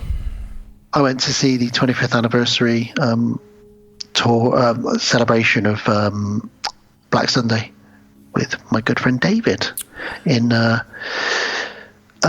Brixton Academy. Yeah, about that'd be good. 4 or 5 years ago. That was real good. And I was in London Sunday. Real good. That was best gig we've ever been to. We both agreed. We were chatting about it on the anniversary of the day. Yeah, I bet. Yeah. I'd love to see an orchestra. I hope they release it as an album. Simpsons predicted that as well, didn't they? Well, they just did it. I don't know if it's predicting. They just happened to just make it as a gag. We didn't have any weed with us at the time when we went to watch them, although my friend David likes to partake. We certainly did together when we were younger. And we were sort of, it's a shame we haven't got any. Oh, well, don't worry about it. Let's not take any in with us just in case. So we got in there, we drank a load of rums. Didn't need any because 90% of people in there are smoking, even though there's no smoking in there. So Be Real basically told everybody, don't care what security tell you to do, get your joints out. And this is a Cypress Hill concert, so everybody was getting stoned. It was fantastic. Yeah, I used to be in Brixton and it'd be just people smoking weed. It was great stuff. But back to Steve. So what I was explaining there was Steve has a battle inside him. And the reason that Taylor put this spirit, this entity in him just now is because he recognised, this is my opinion, that Kane has got into his brain a little bit and put a little bit of a demonic spin on things, because he does get a bit rapey in a minute with his wife, and he's not acting himself at all. And it's because Kane's still right. He doesn't feel he's strong enough to hold his family together. So let's make him tear his family apart, and that's how I'm going to get to Carol Ann. But also Taylor, thankfully, has put this good spirit in him. So the battle inside of him is happening, and that's why when he throws up this creature in a minute, that's him throwing up the demon. That's my take on it anyway. Maybe I'm wrong. That's how I see it. But let's talk about this scene then. So this is the scene that my dad told me about, the tequila worm scene. Everybody's heard of it. Everybody, it's the big scene in the movie, really. I've got a fresh bottle of tequila because I don't drink, with a worm in it in my cupboard right now. It's the only alcohol in my house, a fresh bottle of tequila with a worm in it. I've only ever drank tequila with a worm in it once, and that was at your birthday. I don't know. 10 years ago, 7 years ago. Oh, yeah. Do you remember we were passing it around in the kitchen? That's probably why I've got this bottle here. It's probably from the same time. That was brought back from Mexico. Your buddy Johnny. with the Mexican wife. Gosh. Who had the worm? Yeah. Who had the worm? I don't think we got that far into it. I don't know if we got that far down. We were all pretty drunk to start with. Yes. I wanted the worm because I was thinking about. I remember even saying to you, "This is like Poltergeist 2, Gav." You're like, yeah. But funny movies to drink, isn't it? Yeah. So yes, the doll wakes up. Hair washing in the bath going on, and he just turns into a different person. He turns into what you imagine a horrible drunk's like. Yeah. Really, like, I don't give a fuck, come here, I want you now. Regardless of the kids or anything, to Diane. It just turns into a bit of a creep. And outside the house, we see these spirits starting to walking towards the house and approach the house. And this is the cult. They're coming in, for the kill. He drinks the bottle. What? It's a shame though that the ghosts of the cult, they weren't evil. Why are they now evil? Because they were killed by Cain because they wanted to leave. They all want Carol Ann to get out of limbo because they're all caught in limbo. They want to get to the other side. So they want Carol Ann to be able to let them come to planet Earth. Well, no, they want to get to heaven. Oh, so they're going to be a bit evil to get into heaven. So they're basically being cruel to be kind to themselves. I guess. But also Cain is like leading them as well still. Yeah, he's got that Ben Kenobi, Obi-Wan Kenobi thing going on. So he starts acting like Cain and starts speaking a bit like Cain. And he does a pretty good impression of him, actually, at times, Craig T. Nelson. He gets a bit rapey with Diane and he pins her down on the ground and she's like, this isn't you. Why are you doing this? And he drinks the whole bottle of tequila, including the worm. Well, he drinks that first, then goes and does all this stuff, yeah. And he says and to there's a real Diane... emphasis, the camera zooms in on the tequila being swallowed. You get a little close-up of the tequila worm's face, like... Yeah, and it's a bit... Oh, what's happening there? It's not good because they zoomed in. It's a bit of a Ren and Stimpy moment almost. You know when they used to have those extreme close-ups on Ren and Stimpy of something really disgusting? It's a bit like that because the little worm looks at the camera like Stimpy, Ren. So he pins down his wife and kind of gets rapey with her, but then says to her, "You didn't want Carol Ann." She blames the booze, or she doesn't think he's got a demon caterpillar in him. Or worm, sorry. Caterpillar. I saved caterpillar yesterday. I was at a skate park and it was boiling hot, right? It's a good story. Phrases I never expect during recording. I saved a caterpillar yesterday. No, it's really boiling hot, and all of a sudden I'm at a skate park, and it's just like I'm crawling, I'm going towards it, and it's going towards the skate park. I was like, yeah, not finding any peace here whatsoever. So I put my finger down, and it went up on its like hind back half. It all went up to almost go. Oh, thank God. Either that, or it was like, oh, fucking take, mate. Come on. No, got on my finger. It was like, oh yeah, where are we going? It's really fast. I was like, all right, hold up. Then I dropped onto the ground. It did a little circle because it's scared. It's in defence mode, and I left it. Then I came back in a bit, and it had gone. So you're a good guy. Yeah, so I saved caterpillar. I was like, where are you going, buddy? So yeah, amazing. Yeah, got to do our bit for the world. You see. So while he's pinning down his wife, he tells her, you never wanted Carol Ann. You blame her for all of this. I know you really wanted an abortion. You didn't want to have her. And Carol Ann overhears all of this. So he is starting to break the family up. He's put cracks in the family dynamic now because Carol Ann's overheard all this. He's upset his wife. He tries... He says... She says, I love you. She realises it's not him. She says, I love you, Steve. This isn't you. And he kind of snaps out of it, really, although he's got a bit of a Cain face on him. Just going to shut my door because there's an Airbnb guest just turned up. You keep recording. Okay, fantastic. Who's it going to be, guys? Gav can't hear me right now. Who's it going to be? Is it going to be a psycho? Is it going to be my friend from the holiday? I'm back again. You don't know, he's back now. So, He snaps out of it when she tells him, I love you. He vomits up this huge creature. Great scene. Yeah. And crawls under the bed. Terrifying. And that thing looks so good. It's really cool. H.R. Geiger, isn't it? It is. He was disappointed with the results of what was from his designs, but I thought that looked really good. Well, when it crawls out from under the bed and smiles, when it smiles at them... Oh... And it's got Cain's face. They've done a really good job of getting Gillian Beck's features on this creature. He pukes out just a big sack thing which turns into it. So horrible. Oh. And like I said, they used somebody who only had one limb, a real actor who's only got one limb. The next scene cuts along. There's basically this fella on the floor pulling himself along with just all the sorts. It's kind of like a fish that's rotted in the sea Yeah. monster, which is just pulling itself along. It's like, oh my god, that's really horrible. It goes into the laundry, onto the landing, and the kids are out there, and the parents are like, we've got to search for them, they're missing. So they start searching around. A giant monster shows up and blasts Steve through a door. Some of this now, towards the end, we've entered where it's getting a little bit disjointed for me, because like you said, this film is great up to a point. When you're just watching it, you just go along for the ride, but it does struggle a little bit. It starts to get a bit forced, or something happens.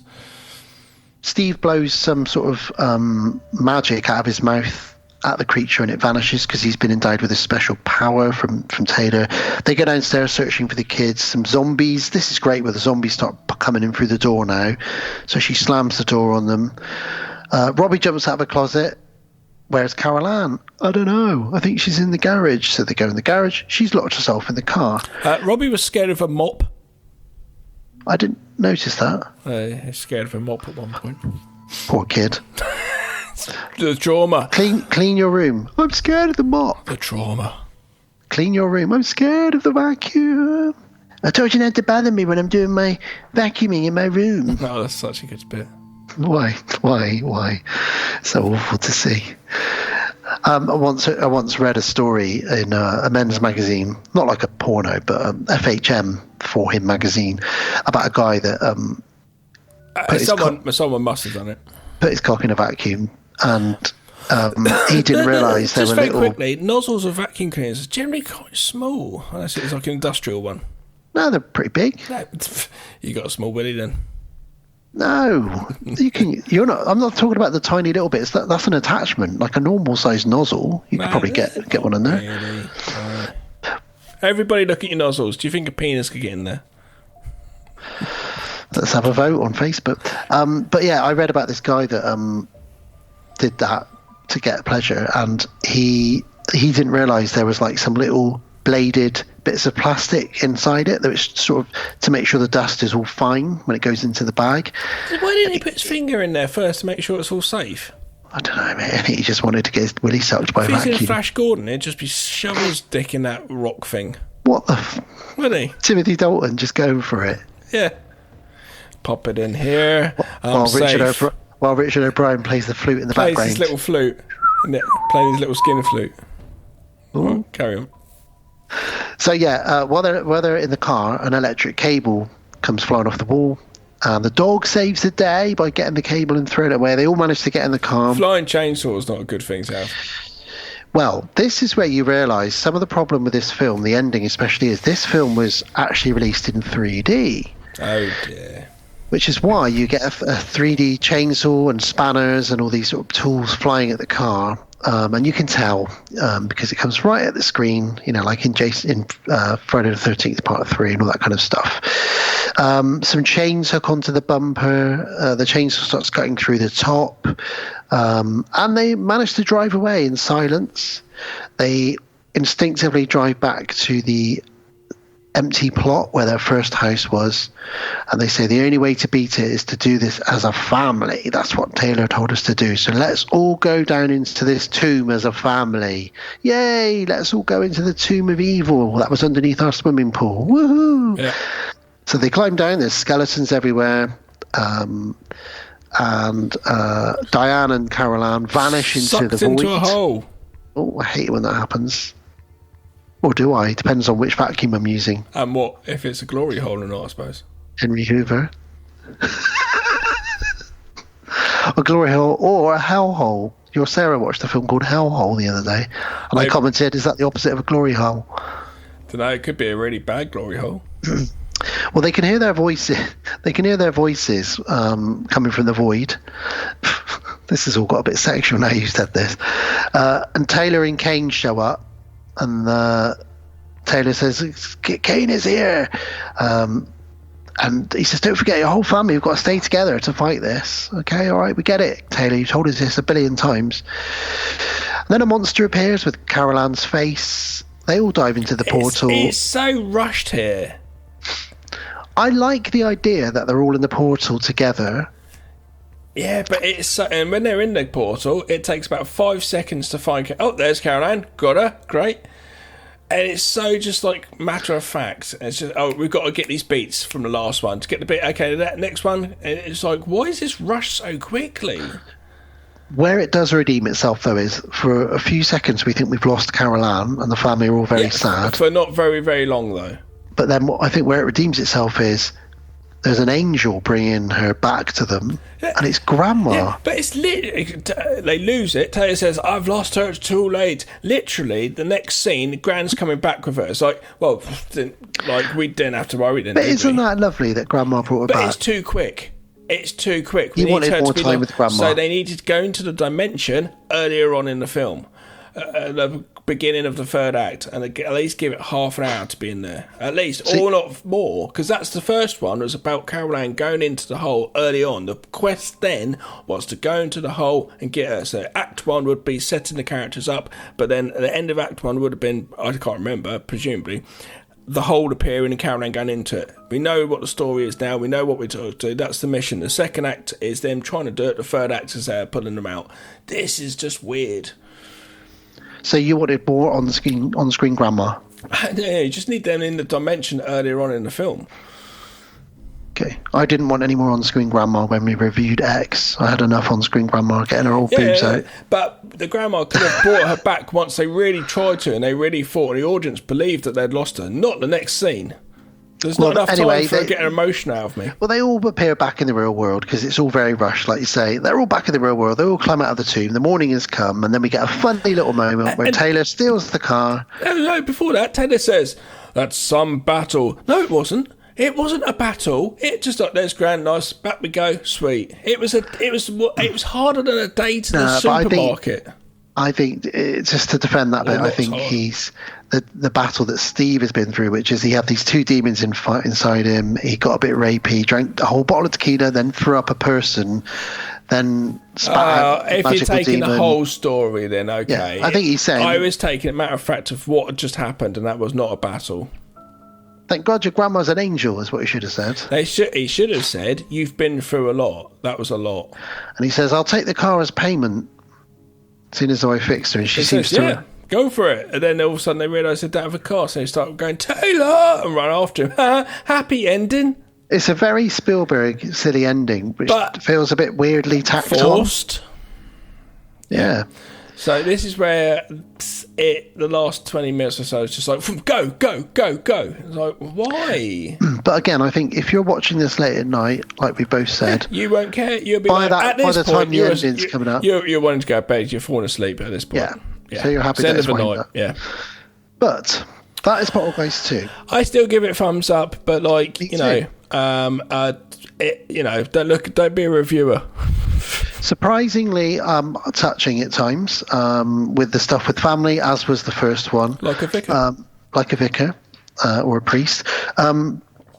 Slightly rushed third act, but some good stuff throughout, some good effects, some good family dynamics. Slightly. Rushed.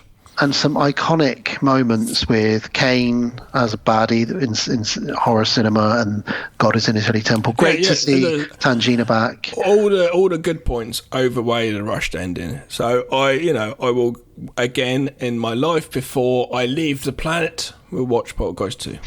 Yeah, and I would say, like I said earlier, to echo what I said, for a film that's following up to such an incredible movie like Poltergeist, it does a bloody good job of being a sequel. They couldn't quite capture what they got in the first one, but they did a good job of almost getting there. They just fell at the last hurdle. But yeah, if you've not seen it, or if you haven't seen it for a while, Gav and I, thumbs up for us on Poltergeist 2. Absolutely. Right, well, Bill Murray's just stepped up. Hello, Bill. He's just popped through a hole. I don't know what hole that is. And he said because we're doing Poltergeist and holes, he's going to come out of one. He's got a bag of cocaine. Well. What are you doing with that, Bill? Oh, it's linked into World of the Strange, is it? Okay. Right, well, let's find out then, shall we? Here we go. I mean, what? Here we go. Hi, welcome back to World of the Strange.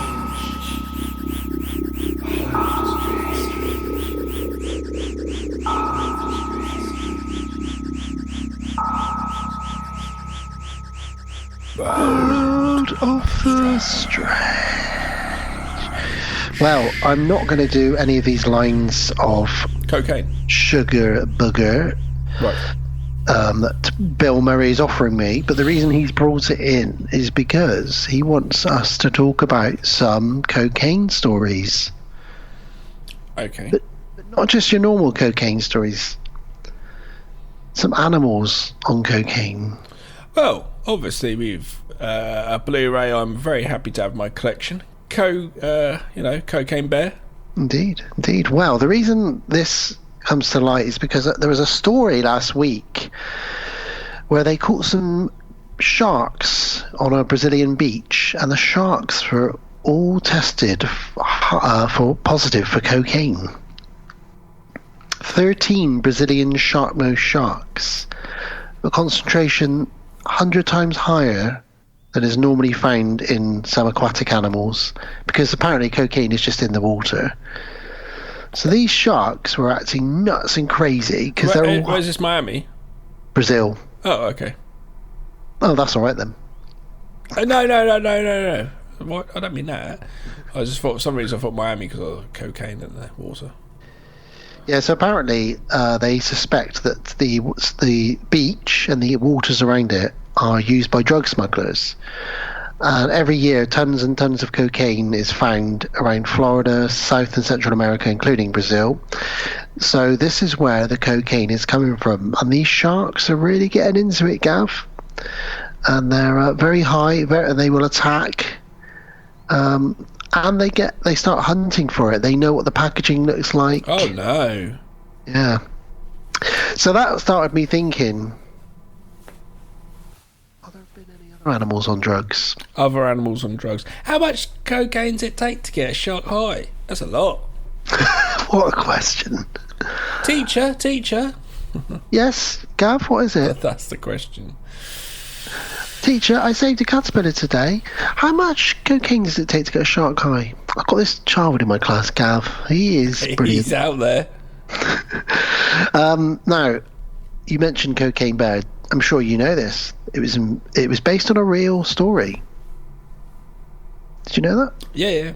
Yeah. So for anyone that doesn't know, in 1985, a 200-pound American black bear was found dead in a forest in Georgia after it had overdosed on cocaine. The poor thing. But if imagine though, it goes like, what's this? Sniff. All of a sudden, things are happening. I know it's a bear, not a human, but things are still going to be happening. And woo! Now, Gav, a 200 pound. Was it a black or brown? Black. Oh, a 200 pound bear. They're the grizzlies. How much cocaine's it going to take to kill a bear? Do you know what I mean? Like, yeah, that's a lot. It must have hoovered up a lot of. Yeah, if it's like real packages, but then it might have liked it so much, because all of a sudden something's happened in its brains, going, oh, this is different. It just kept snorting, then probably wandered off, fucked out its face with a big white powdered face. Imagine seeing that. Well, you can watch the movie. It happens in the movie. Apparently, the local authorities nicknamed the bear Pablo Escobar. That's just pure genius. Give them an Oscar. An Oscar. Now, there have been a few other films about animals on drugs. Just to quickly tell you, there's obviously Cocaine Bear. There's Cocaine Shark, which is right in my wheelhouse. There's also Cocaine Crabs from Outer Space. Are these films? Yeah. Wow. And then there's the Meth Gator. I've watched half of Meth Gator. Any good? Can't really remember. It's just a Meth Gator, I think. Fantastic. Well, that's the only movies there are, but I do have a couple of other quick stories about animals on drugs, if you're interested. Of course I am. Always interested in animals and drugs. It's my hobby. Have you ever seen an animal on drugs? I don't know. I don't know if a dog's walked up to me, and I don't know what it's been doing out before it's walked up to me, so I'm not sure. Well, I've seen a Rottweiler on drugs. Cats on catnip. Yeah, oh God, cats on catnip is crazy, isn't it? I love it. Well, not all of them. Fizzy, bless her, never was into it. My mum had a cat, and it would writhe around on the floor like a scene from Train Spotting, crawling along the hallway floor, making the weirdest sounds. And the other cat that would come in my mum's house, it wasn't my mum's cat, the other one, but if that got near it, it would get really nasty. If you tried to stroke it while it was doing its catnip, it would be like and attack you. Weird. But I was at a house party. I don't know. I was about 18, so a very long time ago, and somebody looked around, and there was a Rottweiler, the owner of the house, and the Rottweiler somehow had eaten. I think he'd just eaten a bag of weed. Quite a big quantity of weed, and within sort of half an hour, the dog was like throwing up everywhere. It was panicking. And actually, in hindsight, a Rottweiler is pretty nasty, but actually a stoned Rottweiler isn't going to do a lot, really, is it? But I don't know. Still, it was pretty horrible to see, really, to be honest. Absolutely. Yeah. Well, I've got another story here, so let's take away from that, about a wild cat. Okay. So quite a large wild cat found in Cincinnati, and it was going a bit crazy, acting up, so they captured it and tested it and thought, oh God, I hope it's not rabies. What is this, Nope, this cat was high on cocaine. It's cocaine, boss. What? It's cocaine. Not rabies. Cocaine. It's okay, it's not rabies, it's just cocaine. Say that again. Cocaine. Yeah, this happened about a year ago. So they captured the big cat, and they tested it. It was full of cocaine. They've no idea where the cocaine came from, but they basically had to put him through like a mini rehab. Bless him. Okay. Poor little thing. And then released him back into the wild. Imagine him going back to his buddies out in the wild. Like, here he comes. Oh, Jesus, Michael, what have they done to you? Oh, they got me off the stuff, didn't they? Yeah, you were going a bit crazy on it. Imagine him being in the rehab clinic. What that was like. All the other animals in there. Weaning them off. You don't need it, Michael. Beat your demons. You can do it. They don't know where the cocaine came from, as is often the case. Monkeys have often been found high on cocaine in some countries. They once found an owl with cocaine in its system as well.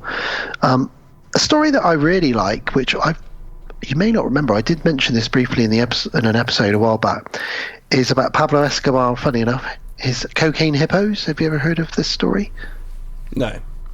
Because so much cocaine was dumped into the rivers in Colombia, Pablo Escobar's cocaine, because they had so much cocaine, it was just ridiculous. Yeah, they could just get rid of it. We got too much. The hippos started going crazy in the area, and they've had to go out and kill them all because they're too dangerous, because they're so high on coke. They're literally running around Colombia attacking people.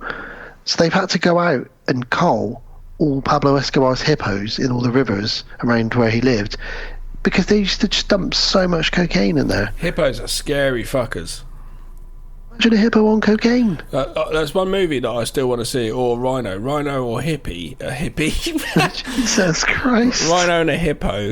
A hippie and a hippo. That hippie rides a hippo. That'd be good. But a rhino and a hippo movie on annihilating stuff. I don't know if it was a hippie annihilating stuff. I did find my first very short movie, The Hippie Ripper, the other day. Bloody hell. Yeah, I'll show it you sometime. Please. Wallabies, little kangaroo type animals. If you want to be my lover. If you want to be my kangaroo. Gotta get with my ruse. Well, wallabies love opium. I was about to say dick. Don't know why. Wow.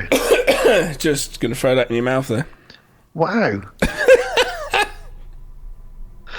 Wallabies go to poppy fields in Australia and Tasmania, and they eat poppies and get fucked off their faces. Shit. Makes me think of that Into the Dragon scene.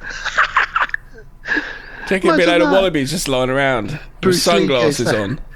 Bruce Lee goes down there and he breaks in just as a ninja, and he's like, right, I'm going to take out all these wallabies. Oh. Imagine Bruce Lee fighting a load of high wallabies. That would be insane. I want to see Bruce Lee fighting a kangaroo. Oh, the kangaroo wouldn't stand a chance, would it? No. I had a period of time not that long ago where I kept finding bags of coke. I think I told you about it. I just kept finding bags of cocaine everywhere I would go. I just walk along the road and look down, there'd be a little baggie of cocaine. So I'd pick them up, put them in the bin because I wouldn't want children to find them. In the bin. No, I did. It's funny because I put it in the bin going, my younger self would be going, what are you doing? You could go and have a party tonight. Bin. Just put this in the bin. But and then one time I find it, my friend's, oh, wicked. It's on the way home to the pub, just looked down and, it's a bag of coke. And got home and it wasn't coke, it was, I think it was speed. And he just went from to the line. It's like, I've just found that on the floor. You don't know what it is. Yeah, I knew somebody.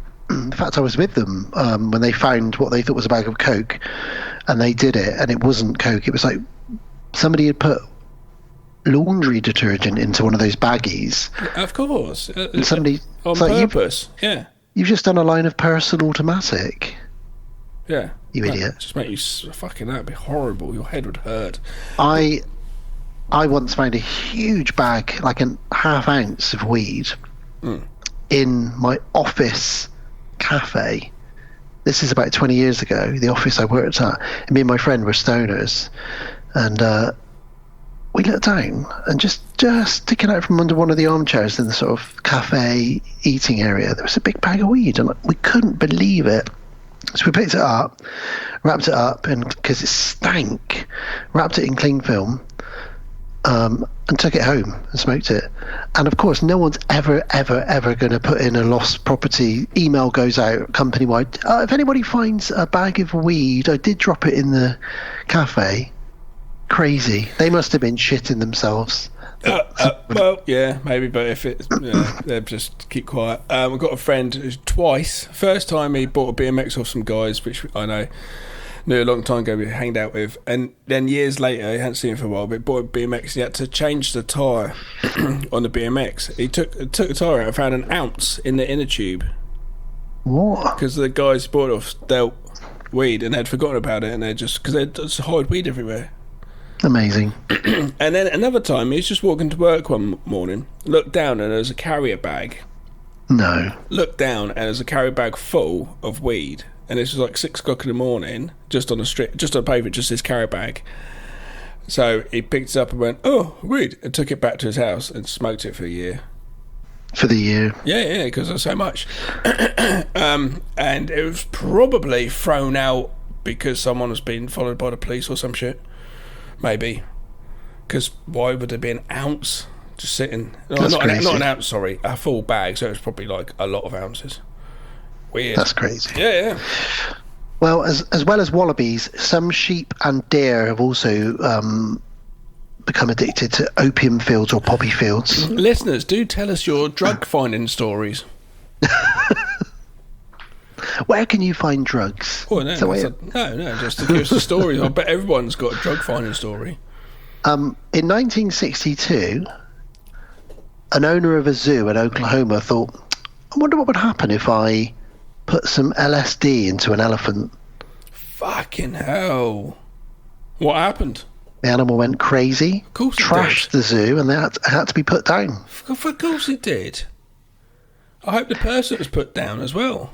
He put 3,000 times the dose that a normal person would do into an elephant with a syringe. An elephant's an intelligent animal, though. That's horrible, isn't it? Yeah, because it would think it's going absolutely mad. It's probably got enough insight to know that there's something wrong with its mind. And on a slight final tangent side note, talking of elephants... Is it happier than cruelty to an elephant? No. Shame. It's to do with elephants getting drunk. Elephants love to get drunk. They find gone off or fermented fruit. That's fine. It's just giving them too much. All that acid's not fine. And monkeys as well love it when they find some fruit that's monkeys love anything. Fermented. I've seen monkeys smoking cigarettes. They love it all. Hey, well, we've seen monkeys fucking a frog. So, well, you might not have, but I have. Remember we talked about that? You did tell me about that. Yeah. Have you ever seen that video of a grandma in a wheelchair at the zoo? River frogs doing stuff? No. They're at the side of the monkey enclosure, and one of the monkeys flicks a bit of shit and it gets her right in the eye. Oh my God, that's bad. It really... She's like, got it goes for rainbow eye. the granny in the wheelchair, and it gets her right in the eye, and everyone's laughing, and she is horrified. Yeah, that's more than pink eye, that's rainbow Monkey eye. shit in your eye, mate. Monkey shit in your eye. Well, anyway, that's pretty much it, really. Just a silly little word of the strange for this episode, just about animals getting high or drunk. I guess the moral of the story is don't give an elephant acid, and if you see some wallabies on opium, leave them alone. Yeah. Unless you're Bruce Lee. Indeed. And then fight them in an underground lair. Well, cheers, Bill. Thanks for that, Bill. You take your bag of whatever this is and get out. I fancy going up a high-rise building. What, a huge erection? Build of major erections. Right, let's get out of here. We're coming back to a major erection, and that is Poltergeist 3. That's all the time we've got for this week on World of the Strange. Next week, though, gimme Ira. Hairless pets. Weird.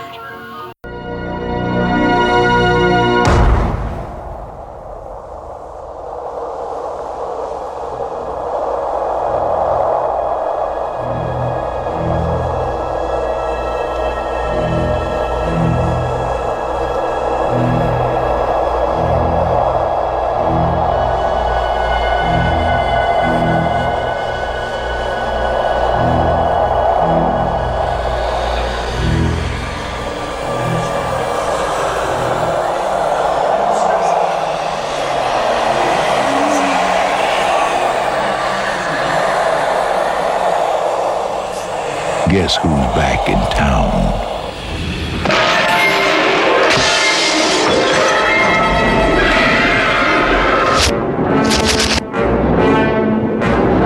Poltergeist 3 from 1988, directed by Gary Sherman.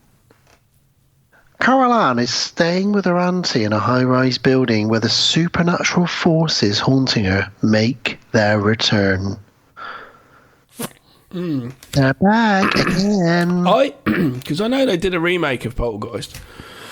Excuse me, which I think you were going to talk about a little bit later on, probably. Yeah. I think Poltergeist could be not remade, but I think a new Poltergeist could easily be made well, like a really good, creepy, haunted house movie with the right people behind it, a Poltergeist film, but set it as like another story, and it kind of feels like this one, because the only thing tying obviously Carol Ann and Tangina, but it feels like an offshoot, not as far as Halloween 3 Season of Witches to the Michael Myers saga, but it just feels not the same. We've got different location, different people. It's just a different type of film. But I feel like a Poltergeist movie nowadays could, like, doing this, obviously not with Carol Ann, but just the whole scenario going on, like a universe, you know, like the Marvel universe, etc. I feel like you could make a good Poltergeist film now, and obviously it's been done. Blumhouse did it with like the old sort of Insidious type movies and shit like that, Conjuring and stuff. To me, the closest we've got to a Poltergeist film is the very first Paranormal Activity. Yeah. To me, that's kind of a Poltergeist movie. That is still a fantastic movie. I'll happily, any time, put on Paranormal Activity 1. It's terrifying. It's such a good film. And it all takes place in one house, and there's a haunting, and there's spooky moving things happening. Because nothing beats that scene in the first movie, Poltergeist movie, where the chairs are just on the table out of the blue. You know, that is spooky. Yeah. That kind of thing. And there's stuff like that in Paranormal Activity that's just spooky, you know. I know that there's a lot of those, and I don't know if I've seen them all. I've definitely seen the first 2 or 3. I know you've recently, maybe not recently, but in the last couple of years, you worked your way through all the Paranormal Activities from the beginning, and I own pretty much all them all. Yeah, I'd like to perhaps cover the first one at some point. Yeah. But I feel like you could do that, and this film almost feels like they take elements of part 1 and elements of part 2 basically and try and make this film, and I just feel like it's too much on the nose. I feel like they should have gone just a slightly different direction maybe, or something. If I may be frank, to me this film smacks of desperation. I could be Bob, you be Frank. I'll be frank, you be Bob. And I think this film, they wanted to cash in on the Poltergeist name and on Heather O'Rourke. Obviously, certain people are asked to come back, and they were like, "No, I'm not going to come back." Which we did a part 2, and you don't need to do more. And it's like at that time, obviously, they know the score. Horror movies have franchises. Like maybe they're thinking Amityville, but some of the people obviously knew at this point you can't. And if you're not getting the same composer as well, it's just it's a different film. And I think they just thought, look, the Poltergeist 2 made a bit of money. Let's make a bit more money again, and let's chuck Heather O'Rourke in there. She was 11 at the time. I am shocked that Tom Skerritt and Nancy Allen are in this, because they both are good enough, fine actors. And Laura Flynn Boyle as well. Yeah, all can act. Went on to do good and had already done good stuff. Alien, RoboCop. Carrie, Nancy Allen was in Carrie as well. Laura Flynn Boyle, obviously Twin Peaks. It's a very known cast. And it's a good idea, which is a little quick tangent I want to do, because it's set in a high-rise building, and that's a good idea, single location, that kind of thing. So I just wanted to quickly mention... Yeah, like you said, it's almost like a subgenre. I wanted to mention a couple of movies. I like it as well, because I like the single location. Even though it's a big location, I like it. Yeah, so let's very quickly chat about... We covered one last time. Exactly, but that's the first one on my list, Wreck. Wreck, if anyone hasn't seen or didn't hear our last episode, Wreck's all set in one apartment block in Barcelona. It's found footage zombie virus outbreak movie, very good stuff. There's a movie but you might have seen by a director that we certainly like the name of, Dick Maas. Yeah. And the movie's called Lift. The Shaft. Oh. Dick Maas directs The Shaft. Come on, that is perfect, isn't it? Yeah. I haven't seen it. That's all takes place in a single location about a haunted elevator. I do need to watch his one with that line goes around the city again. I need to watch it. Yeah, that was good. That was cool. There's Shivers from 1975, Cronenberg movie, about a parasite turning people evil through sex in a modern apartment complex. We've also got, if you wanted to go into sort of action, we've got another 2 movies we covered, The Raid and Dread. Dread, yeah. Tower Block. I watched that again recently. Yeah, I watched it again recently. It starts off okay, then goes a bit crap. Attack the Block is another one set mainly in an apartment block. It does take place on the streets of London a little bit, but mainly in one apartment block. Die Hard, obviously the famous one everybody knows. Gremlins 2, which I think Tarantino says that's his favourite of the 2 Gremlins movies because it's all set in this futuristic... I was weirdly watching something he popped up on. It's a very fun film. Yeah, he loves it. He said it was like a real love letter to that kind of... But that, for example, is taking the same cast, obviously this doesn't so much, but really putting them into this different setting, which is from the house to this, really, or the little town to this. So that is interesting, really. Demons 2? You mentioned that one as well, didn't you? Yeah. To me, off air. And that's another one. Again, it goes from a cinema to a high-rise. Rosemary's Baby, although it doesn't feel like it, 90% of that film takes place in a couple of apartments within this tower block. And that's another one that's good because you just feel I guess with all these movies, you feel that sense of claustrophobia. We're just in this one location and that's it, really. Yeah. Yeah, so I just wanted to quickly mention, and there's probably loads of them out there, but I just wanted to mention that there is a weird sub-genre of horror or action or just movies generally based in, I guess, even the Resident Hammer film, more recent Hammer film. I say recent, it's about 10 years old now, with Sir Christopher Lee. Even that was it called The Resident? Yeah. Yeah. Even that is kind of based in an apartment block. So there is something to be said. Even some of the Candyman movies sort of take place in these old abandoned apartment blocks. So yeah, it's a fun subgenre. It's a fun location, and especially as we've got our main family. There's not really one main protagonist, really. I suppose Heather O'Rourke, as Carol Ann again is. Excuse my throat. I think it's better now. Hopefully. If not, I shall stop and clear it. I like the fact Bruce Gardner, which is Tom Skerritt, he isn't just a resident of the place, though. He's in charge of the place. He's like a manager, I guess, or managing director, or not managing director, just a manager, I presume.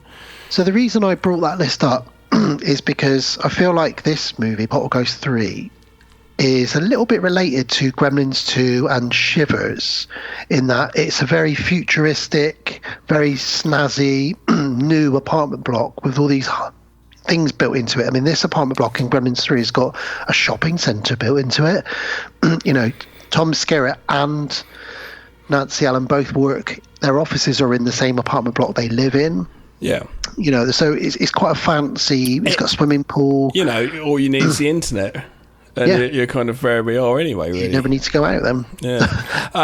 I do like the fact that he's like the manager, though, so it's good. It gives him more of a role and more of a storyline, because obviously when things start going wrong, it gives us the information we need as the audience of the things are starting to go wrong and things are happening. We know it's like the ghosts are there, so it's Kane again, I guess. There. It's yeah. So before we jump into the story, as we all know, Heather O'Rourke sadly passed away while they were still in production. They didn't want to continue with it. Well, the director certainly didn't want to continue the film, and most of the cast didn't really. But they were kind of forced to wrap up, really. They were told... Yeah, the studios would, if they've put money into it already.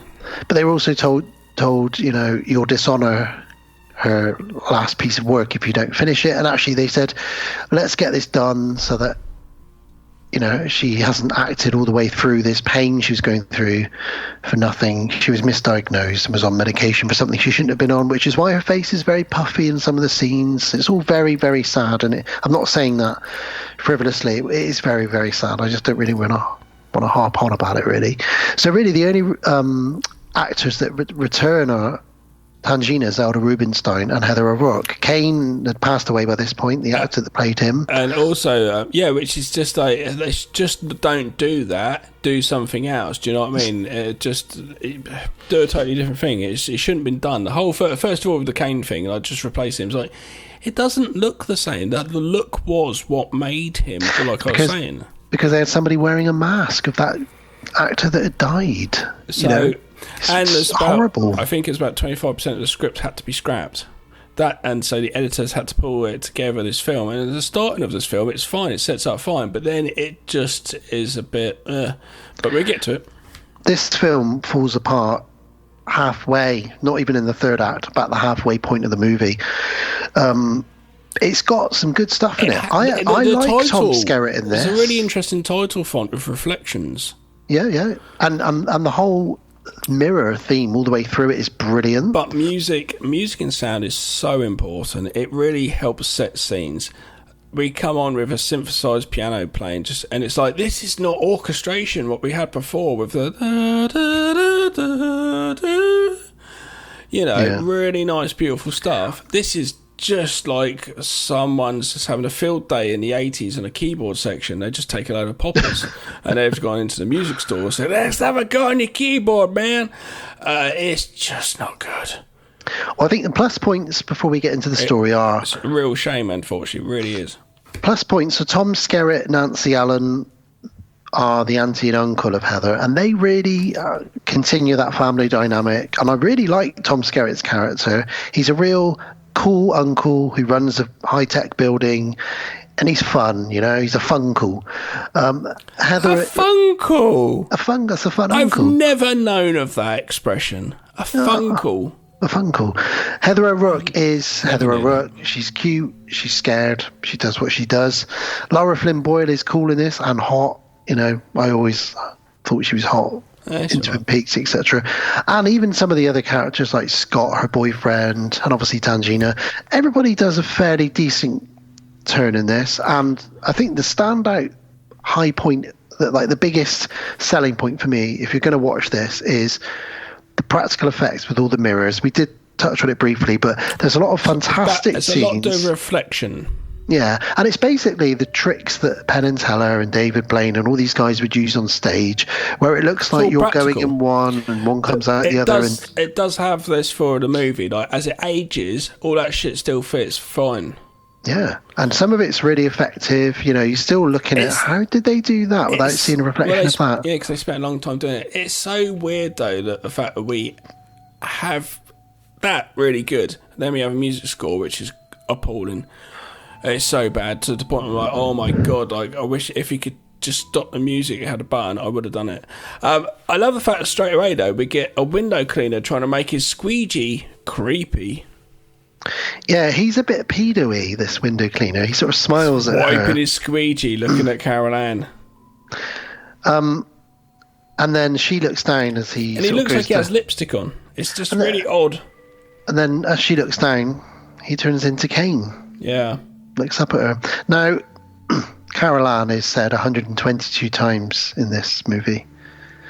And now I've said that. I'm so happy you didn't tell me beforehand, because now I've said fucked that. me off so much watching it. Yeah, you're just here, Carol Ann, Carol Ann, Carol Ann, Carol Ann. If you're doing a drinking game, you're not waking up for the next day. You're like a monkey in the jungle getting drunk on fermented fruit. Indeed. We've all been there. So to paint the picture, Heather has been shipped off from her parents to live with her Uncle Bruce and Auntie Tricia and her cousin Donna in this high-tech building that is run by Uncle Bruce. And I, like, Laura Flynn Boyle is actually a daughter to Tom and Nancy. And I was just like, they can't be that far apart. They're exactly 20 years apart, Nancy Ellen and Laura Flynn Boyle. Mm. And I don't know. I don't know if I looked at Laura Flynn Boyle in this as looking older than she is, and Nancy looking younger. Must have been the latter. Well, when Craig T. Nelson and Diane Freeling didn't want to come back, the studio, the producers must have been so happy when Tom Skerritt, the guy from Alien, great, we've got him in this, great, excellent. Yeah, he was in Top Gun, fantastic, pop him in this. Who else have we got? RoboCop, RoboCop and Carrie, Nancy Allen, yeah, we've got her. Laura Flynn Boyle, yeah, fantastic, great, get her in it as well. So they must have been thinking, this is great. Tangina's coming back, great, get Zelda Rubinstein in this. But then when it all started falling apart as they were producing it, and then sadly when Heather passed away, they must have just thought, this is just falling apart, isn't it, really? Let's call the composer in. Oh, God. And whoever signed off on it, what are you doing? Yeah, so they do have a shopping centre at the bottom, though, don't they? They do. Shopping. Yeah, so it is very much those films with the shopping centre at the bottom. Yeah, and there's mirrors everywhere because this is a new high-tech building, but that's how the demons get to you in this one. So that is, again, another little clever thing is that they get to you through the mirrors. And obviously Carol Ann must be the key to all of this. Wherever Carol Ann goes, if she was going to go to a small island in Scotland, off the coast of Scotland, there's going to be spooky happenings going on there.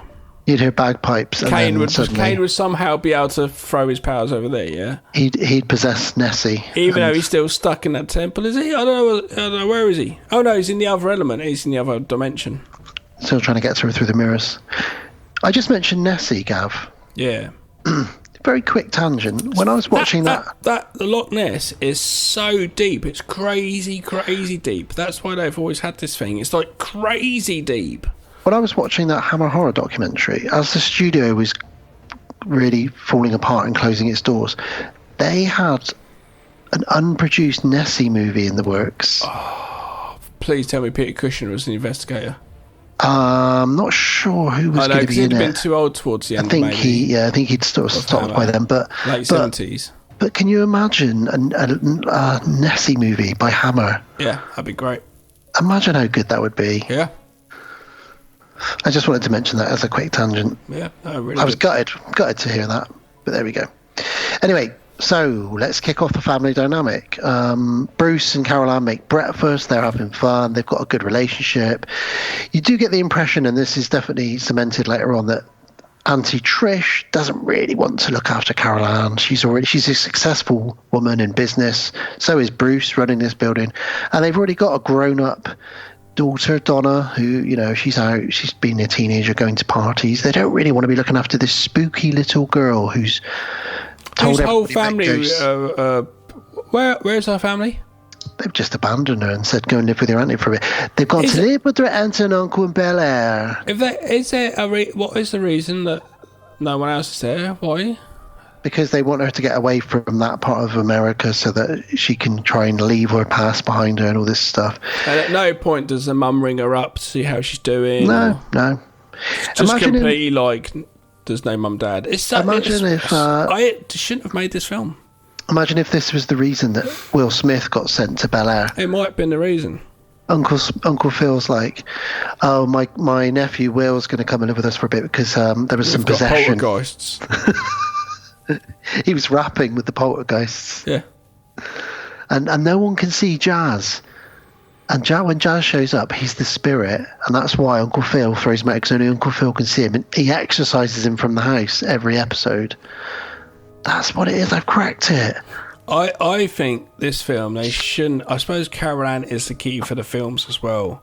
She's on the front cover. Do you know what I mean? She's the selling point. She is. She's the one that goes missing in the first one. But I almost feel they shouldn't have done it, and they just had Tangina come in, almost like in Conjuring movies with those fake-ass detectives. Yeah. Because they're fake in real life, those fuckers. Tangina. Tangina being the one which then leads the movies onto different... You could have probably done a franchise, a Poltergeist franchise. Well, they were going to make a 4. Craig T. Nelson was going to be coming back. Why now is he coming back? Does he need the money? I guess they were going to give him enough money. He said he didn't want to do the third one. A lot of them didn't because there'd been too much crap. So the fourth one, obviously, if they were going to do a fourth one, obviously these people have passed. So they must have been like, we're going to do a different film. And that'd be the film that I'm saying that should be this one. But obviously... when Heather passed, they decided to not bother making a fourth one. So they thought they could do it when she was still around. Okay. Yeah. But she said, I wouldn't have made a fourth one, Heather. She said, I'm bored of playing this character. Yeah, I get it as well, yeah. And she actually, her least favourite to make, she said, until she died, was the second one. She said it was boring. I watched it was boring, which is... But again, she was only sort of 9 or 10 when she made it. I don't know. They're in a taxi. They see Kane's reflection. They do. We see a lot of Kane reflections in this. It's very samey. Unfortunately, because he doesn't look the same, we know it. At first I was like, is that supposed to be the guy from the second? Because it doesn't look like him, I didn't know. Is it like some disciple who wears the same stuff? It's supposed to be him, it is, and that's why it shouldn't be in there. Just take it out. There's some good stuff, though, where a big crack appears from the bottom floor all the way up through the mirrors outside every single lift. Should have just called it Tower Block or something like the Tower Block or something. House of Glass. Made it with Tom Skerritt and Nancy Allen and have all these great reflections, all this stuff, but take out the priest, take out the music score, and take out Carol Ann. Yeah. Well, Donna gets dropped off into a car with her boyfriend and a few other friends, and they're all going to go on the school run, and Caroline gets dropped at her school. Now she goes to a special school for gifted individuals. Very quickly, going back to what you said, I really do like the crack, because I first thought, like, hey boss, you got to come check this out. I like this in films where it goes like the Devil's great example. You've got the horror inside the lift, but you got the engineers on the outside. Yeah. And this, I love this, Thomas, and it gives us information. There's a crack going right through, and it's gone through all the way up through the whole building on a mirror, all the way through, which is bad. That would be bad. Structurally, that means there's some movement. That's bad. That is very, very bad. They don't seem that alarmed, to be honest. But I do like that bit. I've just remembered another movie, The Last Act of Ghostbusters. Yeah. All takes place in, So it's been done a lot. Yes, you're right, Gav. Weird stuff starts happening. A lot of mirrors are breaking. In fact, Donna borrows a little compact mirror from her mum. When she looks in it later, it's completely shattered. Yeah, and that's because the demons are trying to get through the mirrors. When they've just shown the mirrors, then the guy says, yeah, but you got to check this out. And I loved it. I'm loving this. I'm really enjoying this stuff. Just check this out. And they open up a room where all the pipes are. And it's all ice and stalactites and stuff like that. Yep, icicles all over, and he's like, right, we need to get That's not good. We need to get the guys on the phone who deal with the air conditioning, because something has gone wrong in this building, because people are complaining it's really cold in this building. I think they should have gone more like this, thinking there's something wrong with the building, and then there's Poltergeist. And it's just been an offshoot of the Poltergeist series. I think that'd been a great movie. So in summary, we've been introduced to the family. We can see there's issues with the building. The mirrors are all breaking. There's ice appearing and weird temperatures happening. Now we're with Carol Ann at her school. And she's being teased. Oh, Carol Ann, have you seen any ghosts today? Carol Ann, boo, boo. And she's at this school. Her teacher, who's a doctor, Dr. Seaton, he's a piece of shit. He's a piece of shit, and he wears a terrible sweater. But the thing is, he's not totally a piece of shit. He's being put across as being an absolute piece of shit, and I've got to say, he is the creepiest, counsellor. But actually, at the end of the day, he's actually trying to help. He just comes across really creepy.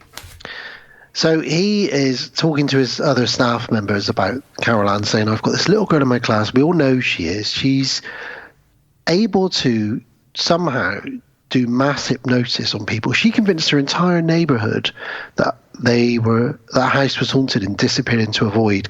She's really clever. She's got a gift of mass hypnosis. She can produce mass hysteria. He truly believes that this little girl can do that. And I guess, maybe that is a real thing. I don't know. But he doesn't like her being in the class.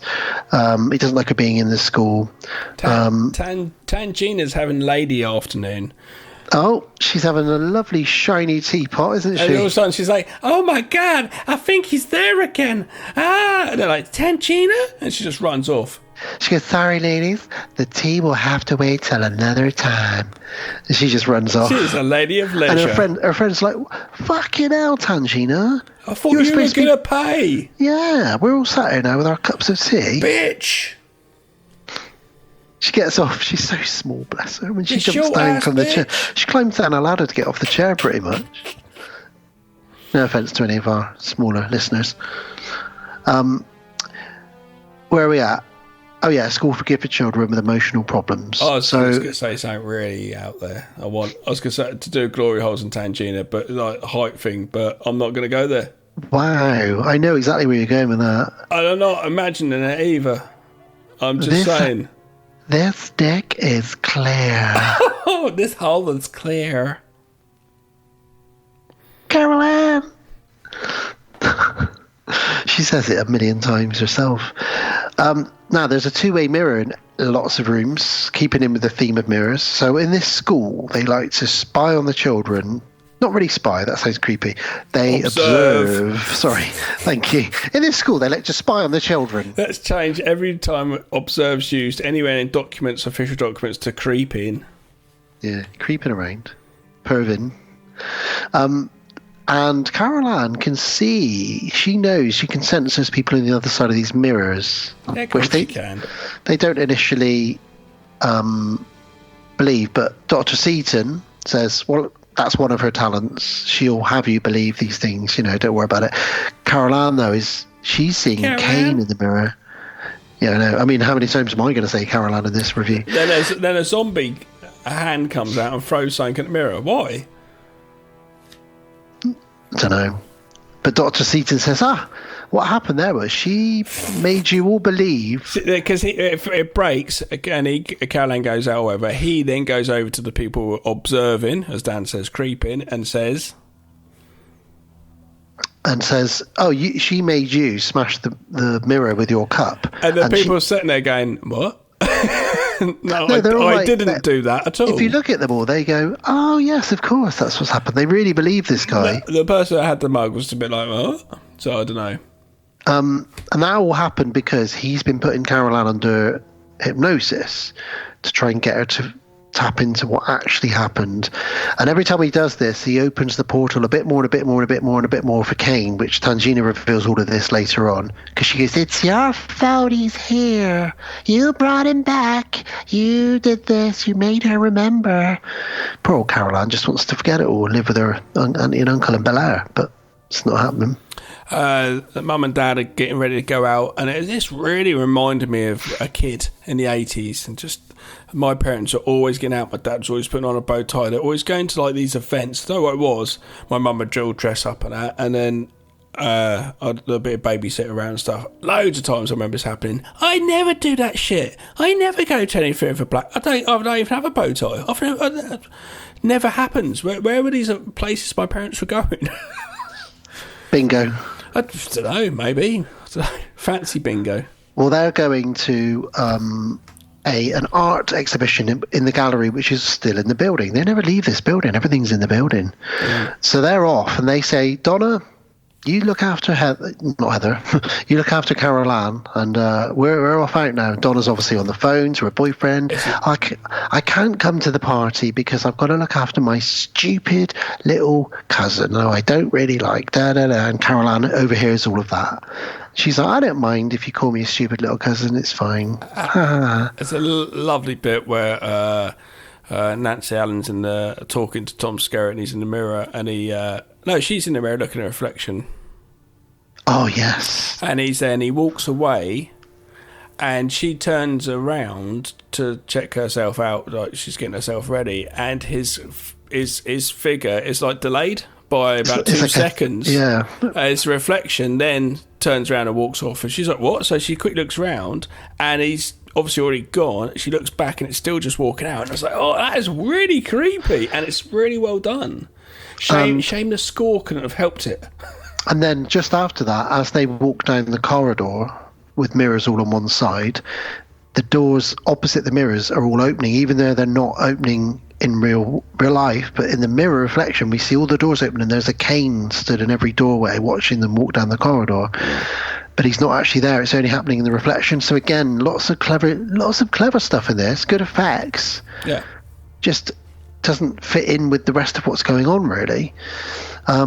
So they get to the party and they're mingling. Meanwhile, Carol Ann says, why don't you go to the party? I know you really like Scott. I'll be okay on my own. Oh my God, have you not been in the first 2 films, Carol Ann? Art exhibition, isn't it? Yeah, but Carol Ann says, don't worry about it. I'll be all right on my own. Surely no poltergeists are going to come and get me. You bugger off to your boyfriend's party, which is in the same building, by the way, because everybody's in the world lives in this building. But I quite like it when, is it, I think it's Lara Flynn Ball, yeah. She's getting ready in the mirror. And Carol Ann just comes, knocks, and it says, it just says, you look great, like that. And she goes, oh, she says, you look good. Don't forget, less is more about her makeup. It says, and then she goes round at the door. And she's not actually in the room, and knock at the door, and Carol Ann's at the door. And then Carol Ann says, you look good. Don't forget, less is more. It's really creepy stuff you could do with sound design. I've been doing that a lot recently in my new film. And if I remember rightly, it's in camera because she's looking in the mirror, then she turns around. So they must have done something with the set and run Heather around to repeat those lines again. No, she just recorded her saying those lines, took the audio take, and just put it on top. Yeah, but she sees her in the mirror. Oh, does she see her in the mirror? And then she turns back to the door, which is then shut, and the door then opens, and then she says those lines straight away. Okay. So it's like a 3-second delay. So these mirrors are like a portal through time, even though it's only by a few seconds here and there sometimes. Yeah. So again, it's quite interesting. But Donna says, well, I'm off to the party. So she goes to the party, and she gets there, and Scott's friend, it's Martin's party. He's like, yeah, so my parents didn't go out in the end, so we're not allowed to have music on really loud, and we've all got to be sat down quietly in a room. So my dad's sick upstairs in the bed, and my mum's told me if she can hear the party's over. So it's like the shittest party ever. My 22nd, my dad stayed upstairs in the bedroom, on the bed, just watching TV. My mum went out, and I had to finish at, I think, 11 o'clock. 22nd. That's my 22nd, yeah. Oh, dude. I was like, sorry. Yeah. No, it's fine. It was quite funny. I've got it on camera, actually, camcorder. The place was packed, and it was fancy dress. Brilliant. And there's just, shit going on. It's fine. But then 11 o'clock was like, right, everyone out. Well, this party isn't quite that good. So they all start suggesting, what shall we do? Should we go to your apartment, Donna? And she's like, no, I've got Carol Ann there. I'm supposed to be babysitting her. Then they said, hang on a minute, your dad runs the building. You've got the key for every fucking door. You've got access to the swimming pool. American teenagers love having a party in a swimming pool, Gav. Yeah. So let's go to the pool, they say. Let's go to the pool. We can get there. All right, then, I've got the key. So they convince her. We're going to go to the pool. I like this bit where we see Carol Ann being pulled up the mirror. It's good. It's good. Yeah, so she's got the old speak and spell, and she sees her reflection. Again, very, her reflection, she's sat on the bed, but behind her, she doesn't see it. Her reflection, it gets up and opens the window. Yeah, it's cool. To Kane. Dr. Seaton, I thought they were saying at one point, Dr. Satan from House of Thousand Corpses. Dr. Satan! Imagine if it was Dr. Satan. Well, her reflection turns into like an old-faced version of her and says, "We're back." It's like, oh, really? Again? It was all right in the second one, but... Then how does... Tangina rings Dr. Satan, I'll call him now, and says, "Yeah, that's all going to happen. You got to get over there." And he's like, "Right, that's Caroline mucking around. Right, I'm going to go and fucking have a go at her." Well, he says, "I'm going to go to the art exhibition that her parents, her auntie and uncle are at, and I'm going to give them a piece of my mind, because she's a little prankster," he calls her. So he can't believe that someone called Tangina has rung him, because she's on the plane. She's using the phone on the plane to ring him up and say, "You let the spirit..." But if you were a doctor and some woman with a voice like helium rang you up and said, "It's your fault. You've let the demons in," you'd be like, "What? Fuck off. What are you talking about? I'm just here having dinner with my wife." He's really horrible to his wife. I'm going to get someone ring you up like that. Great. He says, I'm off to the art exhibition to give them a piece of my mind. Put the dinner on a low heat, and don't forget the vegetables this time. He beats his wife. She is scared, and she won't leave him. She looks scared. So Caroline is alone and afraid in the apartment. Actually, he's probably come home and she's left him.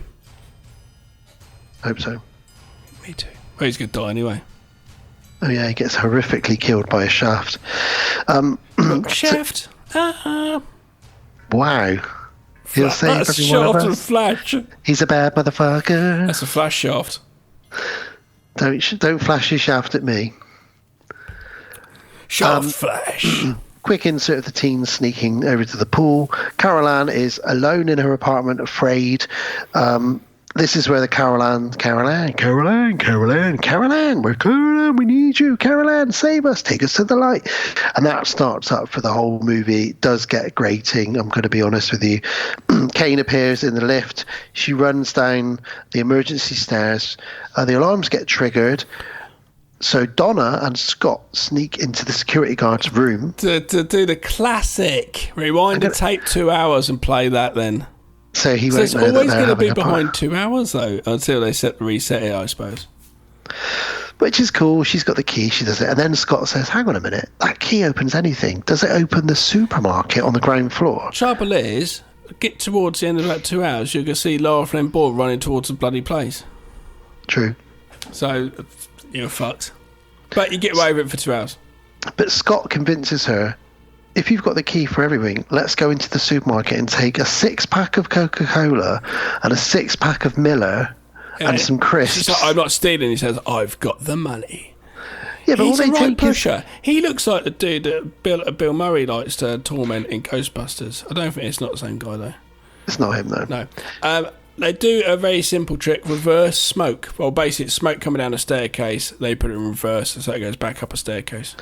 When Caroline is sat there, yeah. So she sees, she sees every trick in the book here. She's sat on the stairwell and she sees smoke. She hears voices. Ice appears, shadows. Then the smoke reverses, like you say. And it's all just not scary, really. And it's all just... It's trickery, but yeah, it needs to be in a different film. But there's a funny moment now where Donna sees her buddies in the swimming pool. She's on the CCTV show. She pranks them by grabbing the microphone and saying, "This is the police. You're all under arrest for breaking into the pool." And then Scott jumps on and says, and starts saying their names, and they all realise it's a prank. She when she starts saying it, she says, "You all need to get out of here without your clothes on," or whatever. Yeah, put your hands up and your pants down. Yeah. And then he uses their names, so they know that. They know it's a prank. But then Donna sees puddle. Well, Donna, first of all, then Donna says, CCTV. Shit. Yeah. And she sees Caroline That's not good. Running through the parking lot in her really pajamas. Not good, is it? No. While we cut to Caroline and she's running through the parking lot, and you hear, "Lead us to the light, you're the angel that can save us." And that's where she's pulled into a puddle. Big giant puddle. Not a bad sort of effect, really. It's simple but effective. Donna and Scott try to pull her out, and some really good zombie hands grab them, and all three of them get pulled into. And I really like these next few scenes. Really, all three of them get pulled into the puddle.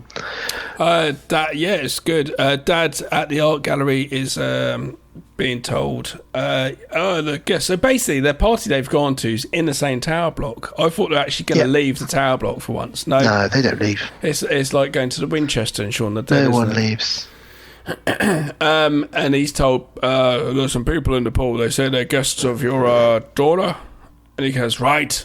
And they go and do like a fucking interrogation. Yeah, like, where is my daughter Donna? Where is Carol Ann? Yeah, and they're like, I don't know. So they all get told to go home. And there's a great moment now where Tom Skerritt looks around and the swimming pool suddenly gets iced over. And this kid just comes out, which is the boyfriend of his daughter, frozen. And he bangs into the wall, almost a bit comical, really. It's quite cool. I don't mind it. Yeah, I really like that moment. And then he sort of blinks and the ice is gone. And before he passes out, he says, "They've got Donna and Carol Ann." And then Dr. Seaton and Auntie Trish come in. And Tom Skerritt says, "It's frozen." He says, "What frozen?" He looks back and he's not frozen. And Dr. Seaton's like, "Oh, she's done it to you as well. Yeah, massive gnosis." Yeah, massive gnosis. He just won't have it. He's a smug bastard. He will not have it. So Bruce and Trish, Uncle Bruce and Auntie Trish get home, and there's some strange lights. Bruce Campbell. Sean Connery and Bruce Campbell.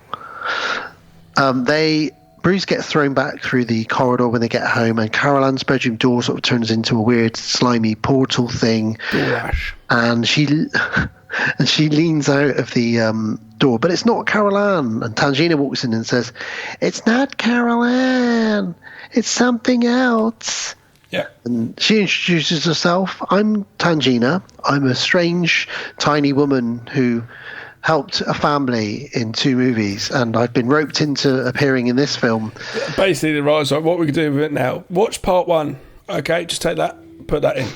Okay, done. And of course, Dr. Seaton's like, "Oh, here we go." So where are these people? And she says, "They're in between dimensions." Dr. Seaton's like about to explode. He's like, "This is bullshit. No one's going to believe any of this, are they?" And Scott says, "Some hands came out of the puddle and they pulled us all inside it." And Tangina's like, "Yeah, that's what I thought. They're in between dimensions." Oh, it's pull arms. I've seen that before. Puddle arms. I've seen this puddle before. Arms. They're in between dimensions. I know this. That's fine. Why that puddle and not that puddle, Tangina? Don't know. Dr. Seaton says, so you're the hype act, you're the hype man. Carol Ann does all the mass hypnosis and you come along and do all the hype. I see. So you're a duo, you're a tag team in this. She's the hype lady, is she? Yeah. Imagine Tangina's your hype lady. With a big clock on her, like Flavor Flav. Yo, it's Dan Bone on the microphone. And Tangina's like, on the microphone. The clock would just make her fall over. It'd have to be a little wristwatch. What would her rap name be? Tangina Vagina. I don't know. Wow. Tangina the Diva. Diva Tangina. Yeah. Orangina Tangina. Yeah. Shake the bottle, wake the drink. Tangina is wearing a necklace, and he says, "Well, what's that you've got there then?" Dr. Seaton says, "Is that some piece of magical jewellery?" And she just says, "It's from a friend of mine. He gave it to me for protection." So it's from Taylor. Yeah. It's a Native American piece. It's like the first one was Steven Spielberg. This is more like Steven Iceberg. It just does. It's just not there, but Steamy it's trying shitberg. to be. Yeah, it's just like, you know. They all head back up to the apartment, Carol Ann's room. They see her reflection, but only in the mirror, not in real life. And again, really good effects. On the way up, Tangina starts talking about some nonsense. I was like, I can't even fucking follow that nonsense. The shrink says right there and says, "That's a lot of crap that doesn't mean anything." And I was like, I agree. It's funny that he says absolutely that. agree.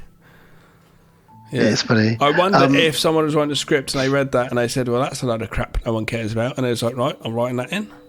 But Aunt Trish and Uncle Bruce now see Carol Ann in the mirror, but not in real life. So they start to believe she's nicely there. done, really nicely done. And Tangina's saying, come back to our side, Carol Ann. Come on, you can do it. We're all here for you. And she can't really hear them. She's definitely trapped in this limbo. The bit when Tangina falls to the floor and just face melts. She dies instantly. And Laura Bennett Boyle just comes out of her body. It was like, what the fuck? Great. It's really good. I want more of this. Yeah, so strangely, Tangina's character is now killed off. Although she carries on being in it as like an Obi-Wan Kenobi type character, she is instantly killed when this creature that's pretending to be Carol Ann. You're right, yeah. So Carol Ann reaches out through the mirror, but it's actually the demon or Kane or whoever it is.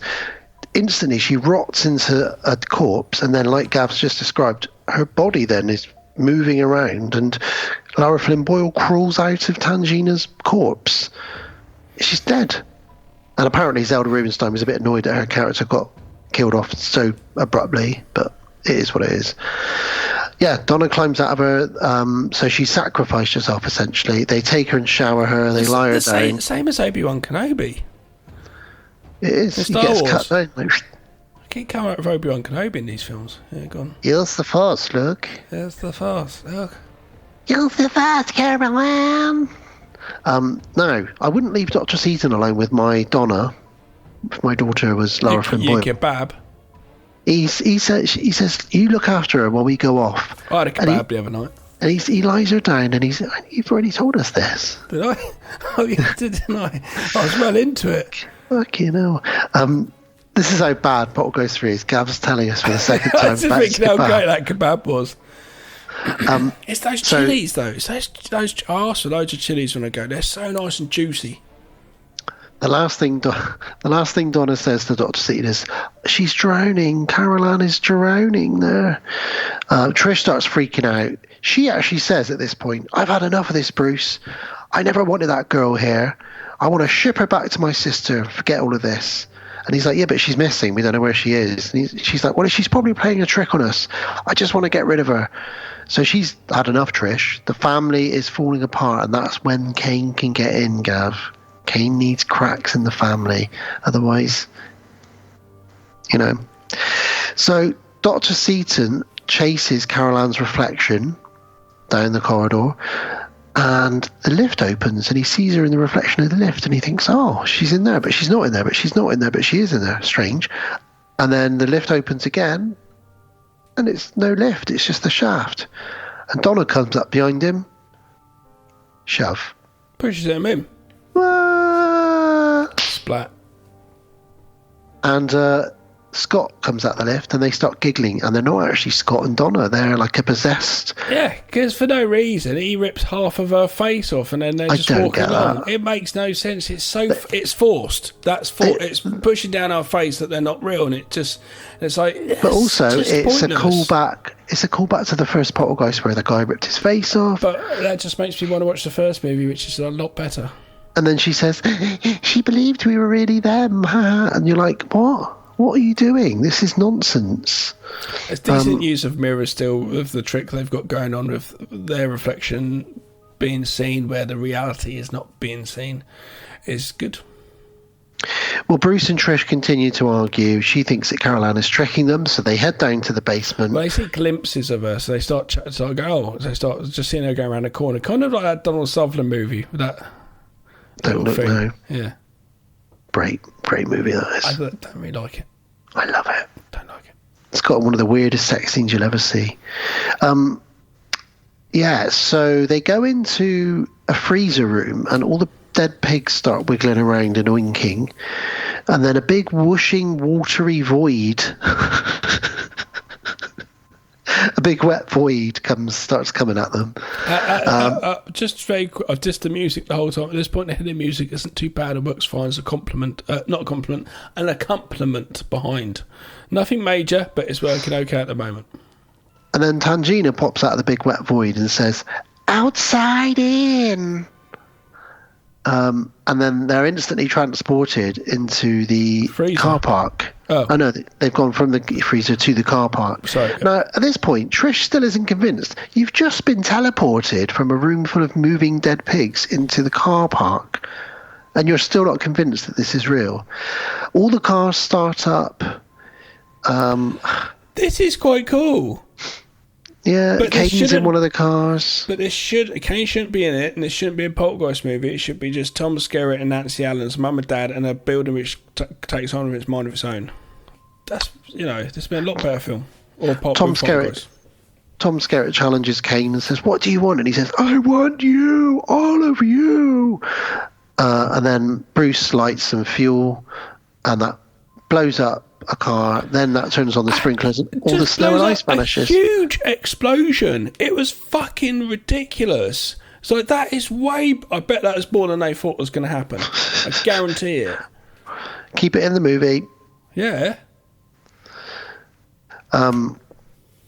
What happens next? The sprinklers come on. Oh yeah, and then Mary shows up.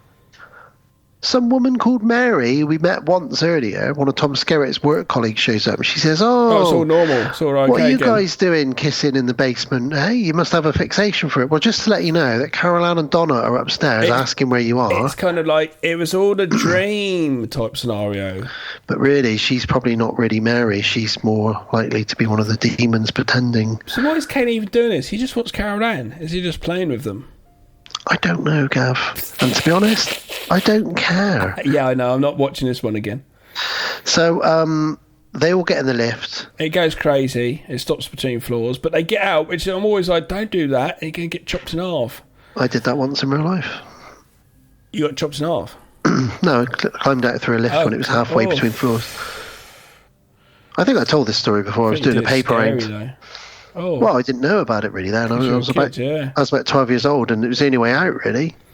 Yeah, I guess. The shrink is now a skeleton.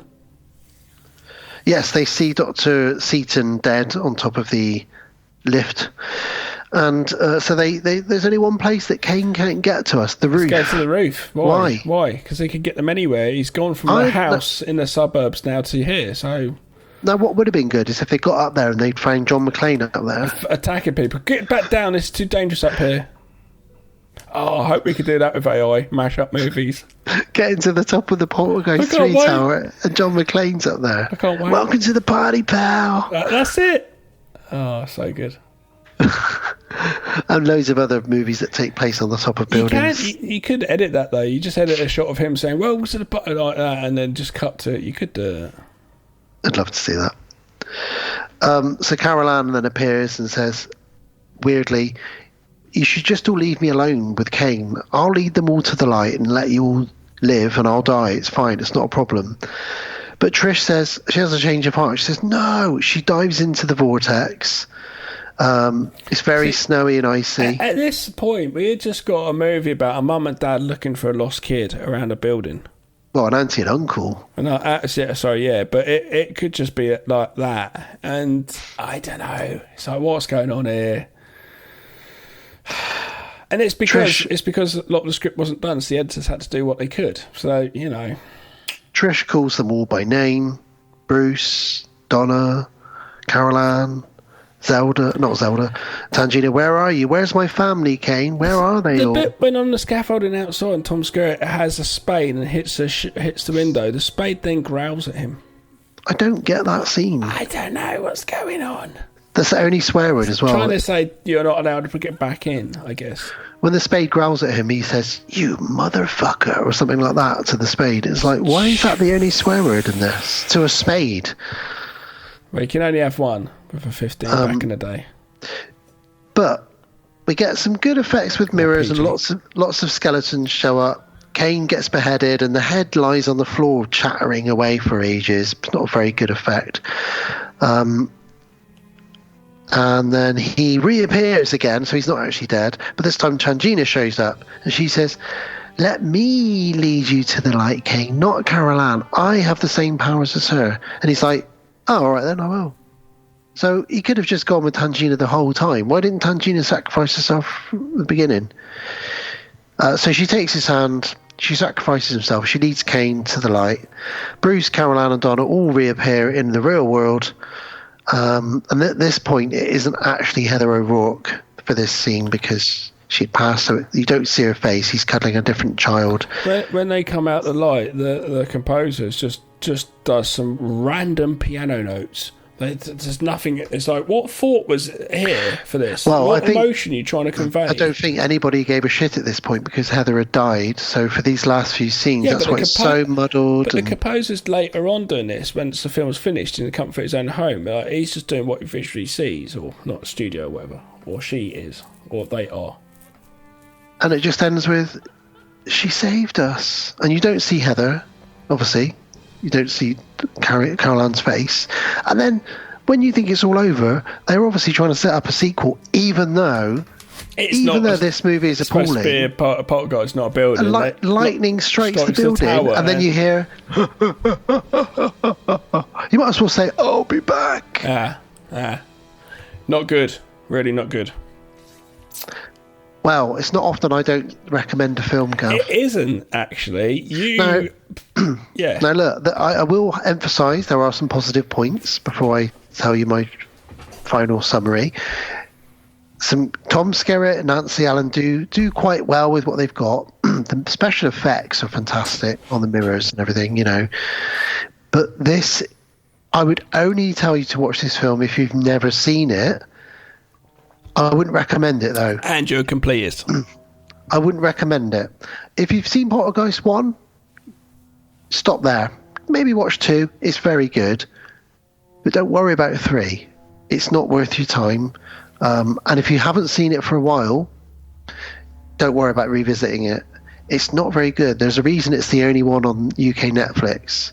It's the only Poltergeist movie on there, or it might not be anymore. It used to be on the horror channel in the UK every weekend. So I've seen this film quite a lot of times. And the reason I watched it was because I would always be like, what happened in the final act? I can't remember. It's just too muddled. It's funny, though. I remember seeing it on Netflix being like, fuck. And like a lot of people who had never back in the day ever seen it have been like, oh, let's watch a horror movie. Let's do a Poltergeist 3. And just be like, fuck is this? Yeah. I wonder how it had done, reviews. It's I give this a 3 out of 10 on IMDb. Whoa! Which is really low for me. That's so low for you. I'll give it a 4. The reason for that is I feel like they're really exploiting Heather O'Rourke and the Poltergeist name. And also I feel like if you compare it to the first film and even the second film, it's such a drop in quality. And there's not even really... There is a good idea in that a haunted building or a building that you can't escape from is trying to get you, but it's so muddled, and I appreciate that it's because Heather O'Rourke passed away and they had to really make up the last half of the film.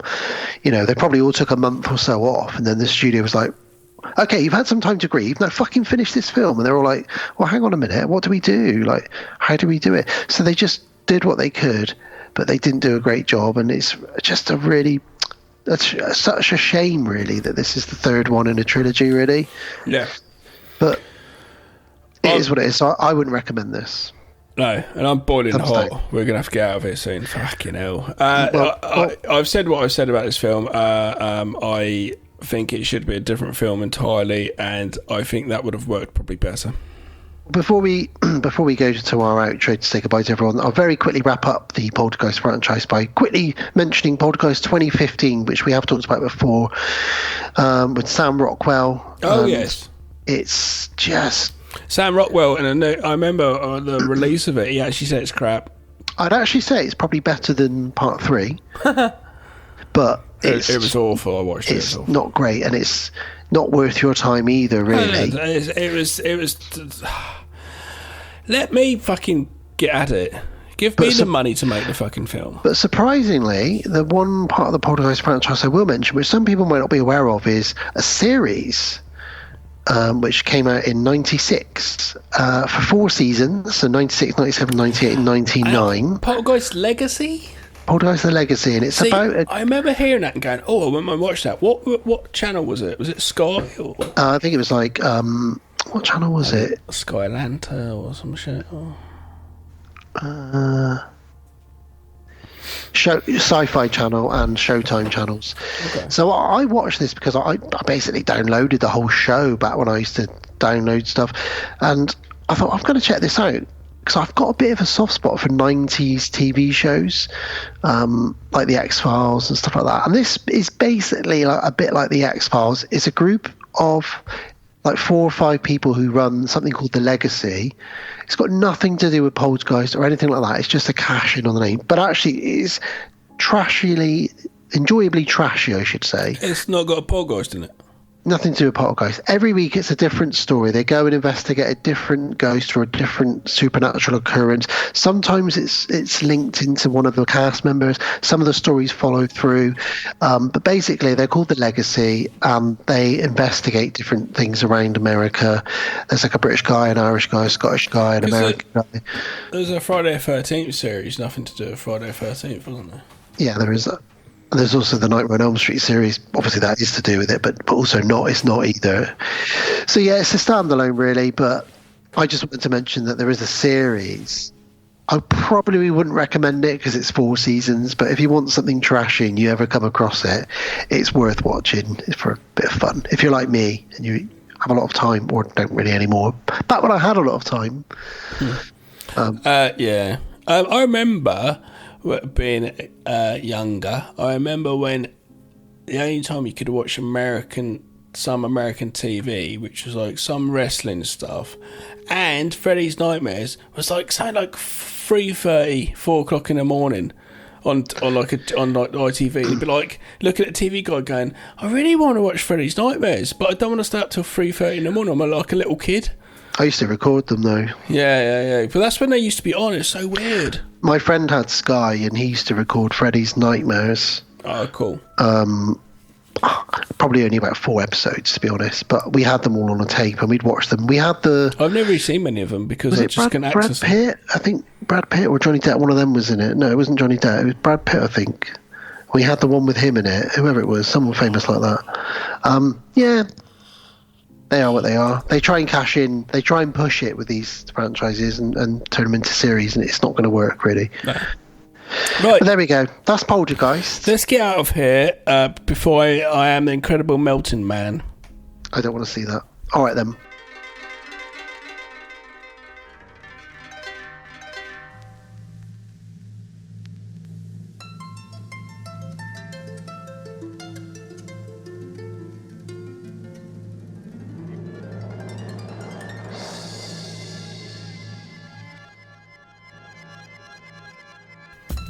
And we're back. Thank you for goodbye. Coming along with us today. If it's a new episode, welcome. Well, share, like, subscribe. Stop copying me. My name's Dan Bone. My name is Gav. No, but thank you everybody for listening. It's a funny one because I was really looking forward to doing Poltergeist 2 and 3, and actually 3 is just such a drop in quality from the first 2. So yeah, it's not often you will hear me say thumbs down or don't recommend. But that's that. We've done the Poltergeist franchise now, which is exciting to have knocked that one off the list. I know what you're asking, Gav. What's coming up next? What's next, Daniel? Well, in our next episode 161. I can't really remember. Well, in our next episode, we're going to be, come on, baby, let's do the twist. Why? We're going to be doing a twist because it's an M. Night Shyamalan episode. Oh, I thought we were like doing tornadoes or something. We're going to be covering The Sixth Sense from arguably the best year of the 90s for cinema, 1999. The Sixth Sense and Signs from 2002. So Mel Gibson and Bruce Willis. That'd be good. Yeah, Sixth Sense, Signs. So Shyamalan. We'll have a look at his back catalogue as well. After that, it's a patron pick. And it's another exciting episode because Kevin S5 has picked a couple of giallos for us. Oh yeah, boy. Sergio Martino's Torso. Whores with saws. No, saws with whores. No, No, it is Horse and Saws. Meat Sauce Horse Meat Sauce. Okay. from 1973, and the master himself, Argento's Tenebrae from 1982. I fucking can't wait. What a hell of an episode that's going to be. And then episode 163, Gav, will be us mopping up another franchise we started last year. We're going to be covering Final Destination 3, 4, and 5. Oh, wow. Wow. We're doing 3 movies, but we're going to have to do a briefer go through them then. Well, don't forget, we did Phantasm 2, 3, and 3, 4, and 5 once as well. So we can do it. It can be done. But yeah, we will do a briefer. We'll do a briefer one. If anything, the films are more about the kills. Exactly. We'll be talking heavily about the way people die. Because we're horrible. Yeah. But yeah, so those films are 2006, 2009, and 2011. Yep. So that'll be fun. So yeah, we've got M. Night Shyamalan, followed by Kevin's Giallo picks, followed by Final Destination 3, 4, and 5. So really good episodes coming up. Stick with us, guys. I hope you enjoyed this episode, and I hope you enjoy the ones to come.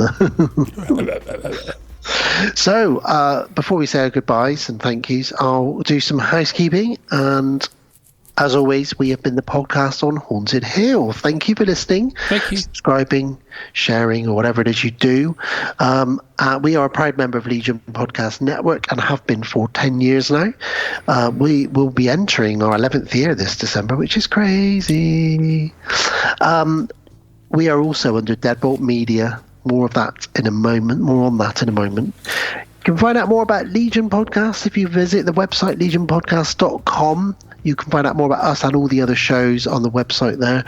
And also, you can email us. Our email address is thepodcastonhauntedhill@outlook.com if you have any questions, queries, requests, etc., or animal drug stories. Gav wants to hear those. We're on Facebook. Or drug finding stories. Drug finding. We're on Facebook as well. Just search for the podcast on Haunted Hill, or search for Legion Podcast. We both have pages on there, and wherever you're listening to us now is wherever you can continue to listen to us. We are on Spotify, YouTube, Podknife, Podbean, Apple Podcast Addicts, and all the usual podcast platforms. We're on IG, Insta, the Gram as the kids call it. Our handle, I think that's the cool name, is the podcast on Haunted Hill Insta. It's been cool since CB drivers drove trucks doing what their handles were. Handle. Smoky. There's a smoky on your tail. I mentioned Deadbolt. That is our production company, Deadbolt Films. Can I very quickly shout out there, currently, right now, there's about 25 days or so to go. The campaign is out on Kickstarter if you're interested in tentacle porn. If you don't know what I'm talking about, and that's shocking you straight away, we made a comic called Eldritch Lust. Issue 1 came out, and it's kind of H.P. Lovecraft. It's drawn stuff, it's not photographs or something.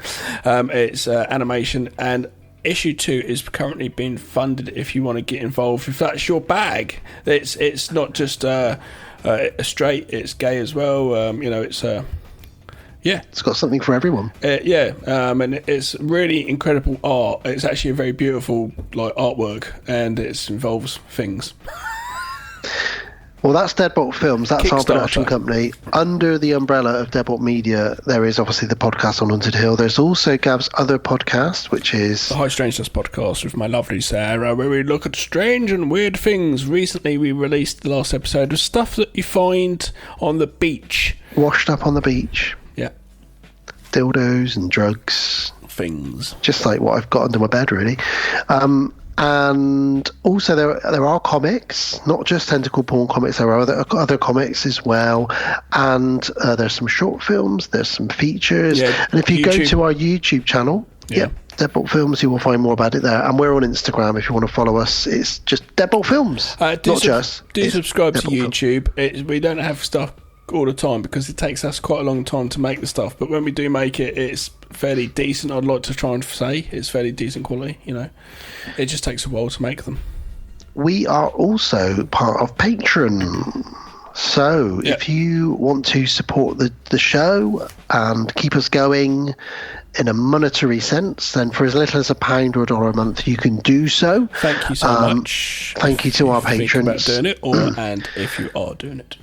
Just search for the podcast on Haunted Hill on Patreon, or you can shoot me a message. I'm also on Facebook Messenger as well, and I'll let you know how to do that. No pressure, of course, because we would do this even if we had no patrons, but it does help us to rent, buy films or equipment and things like that. Yeah, that's okay. The equipment does start to wear down, and we do have to replace stuff. My headphones, as I've shown Gav, we were discussing before Dan's cups and his headphones, the black, obviously soft cups going in ears. After a while, this is actually many years of use, they start to just crack because it's, the material. They were falling apart. His headphones are falling apart, and he keeps finding black bits in his ears after recording. I said, get some new headphones, sir. Yeah, maybe I will.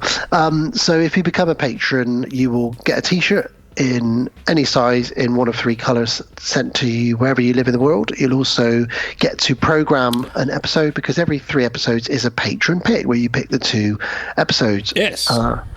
Every time we get through all the patrons, we start again, so you will end up having 2, 3, 4 goes.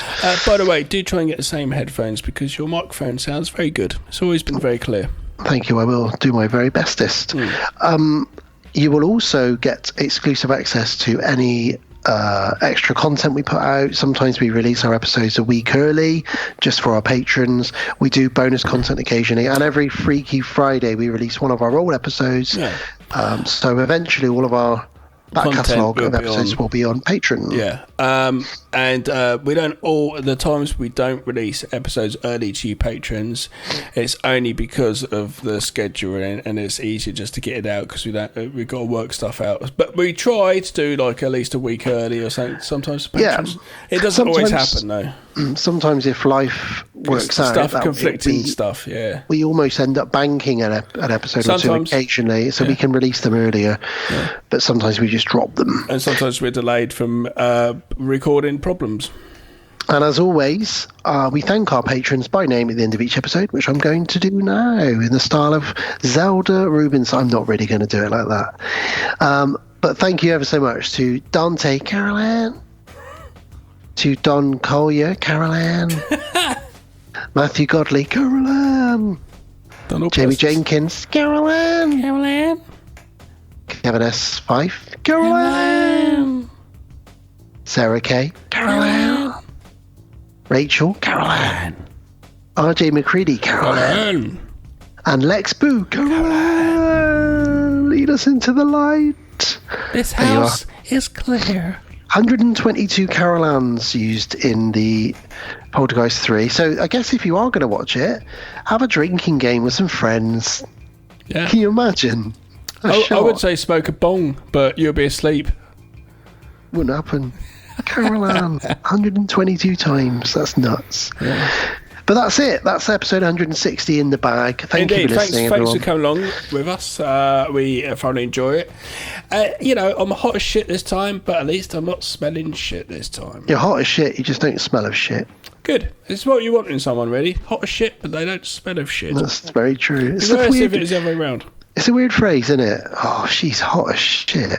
Because shit is really hot when it first comes out of you. Whoa, the lights have just gone over your Gav and it looks really spooky. What's happening? Is this the beginning of Host? It looks like the Blair Witch Project now. You're in the dark. Oh, just gone completely black behind me. So looking at what you could see, Dan, that's funny. Creepy, isn't it? It is really creepy, yep. Good time.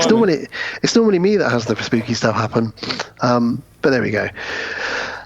So, there we go. The lights come back on. Thank God for that. Why did it go off? Well, listen. It's a good night from someone knocking at your door and you can't see who they are because it's Zelda Rubinstein. She's just a tiny little lady. I thought you were telling me someone knocking at my door and I couldn't hear it then. Oh, no. You're almost creeping me out now. No. Any good nights from you? Look under the bed for fucking Tangina. She'd get in any little crevice. Look under the bed for the vomit tequila worm thing as well. Yeah.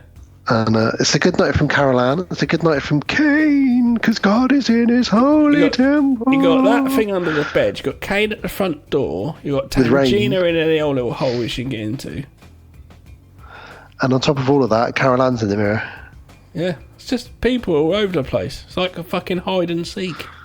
I'm moving into this really cool high-tech tower, Gav. It's got supermarket, swimming pool, art gallery. It's got everything built into it.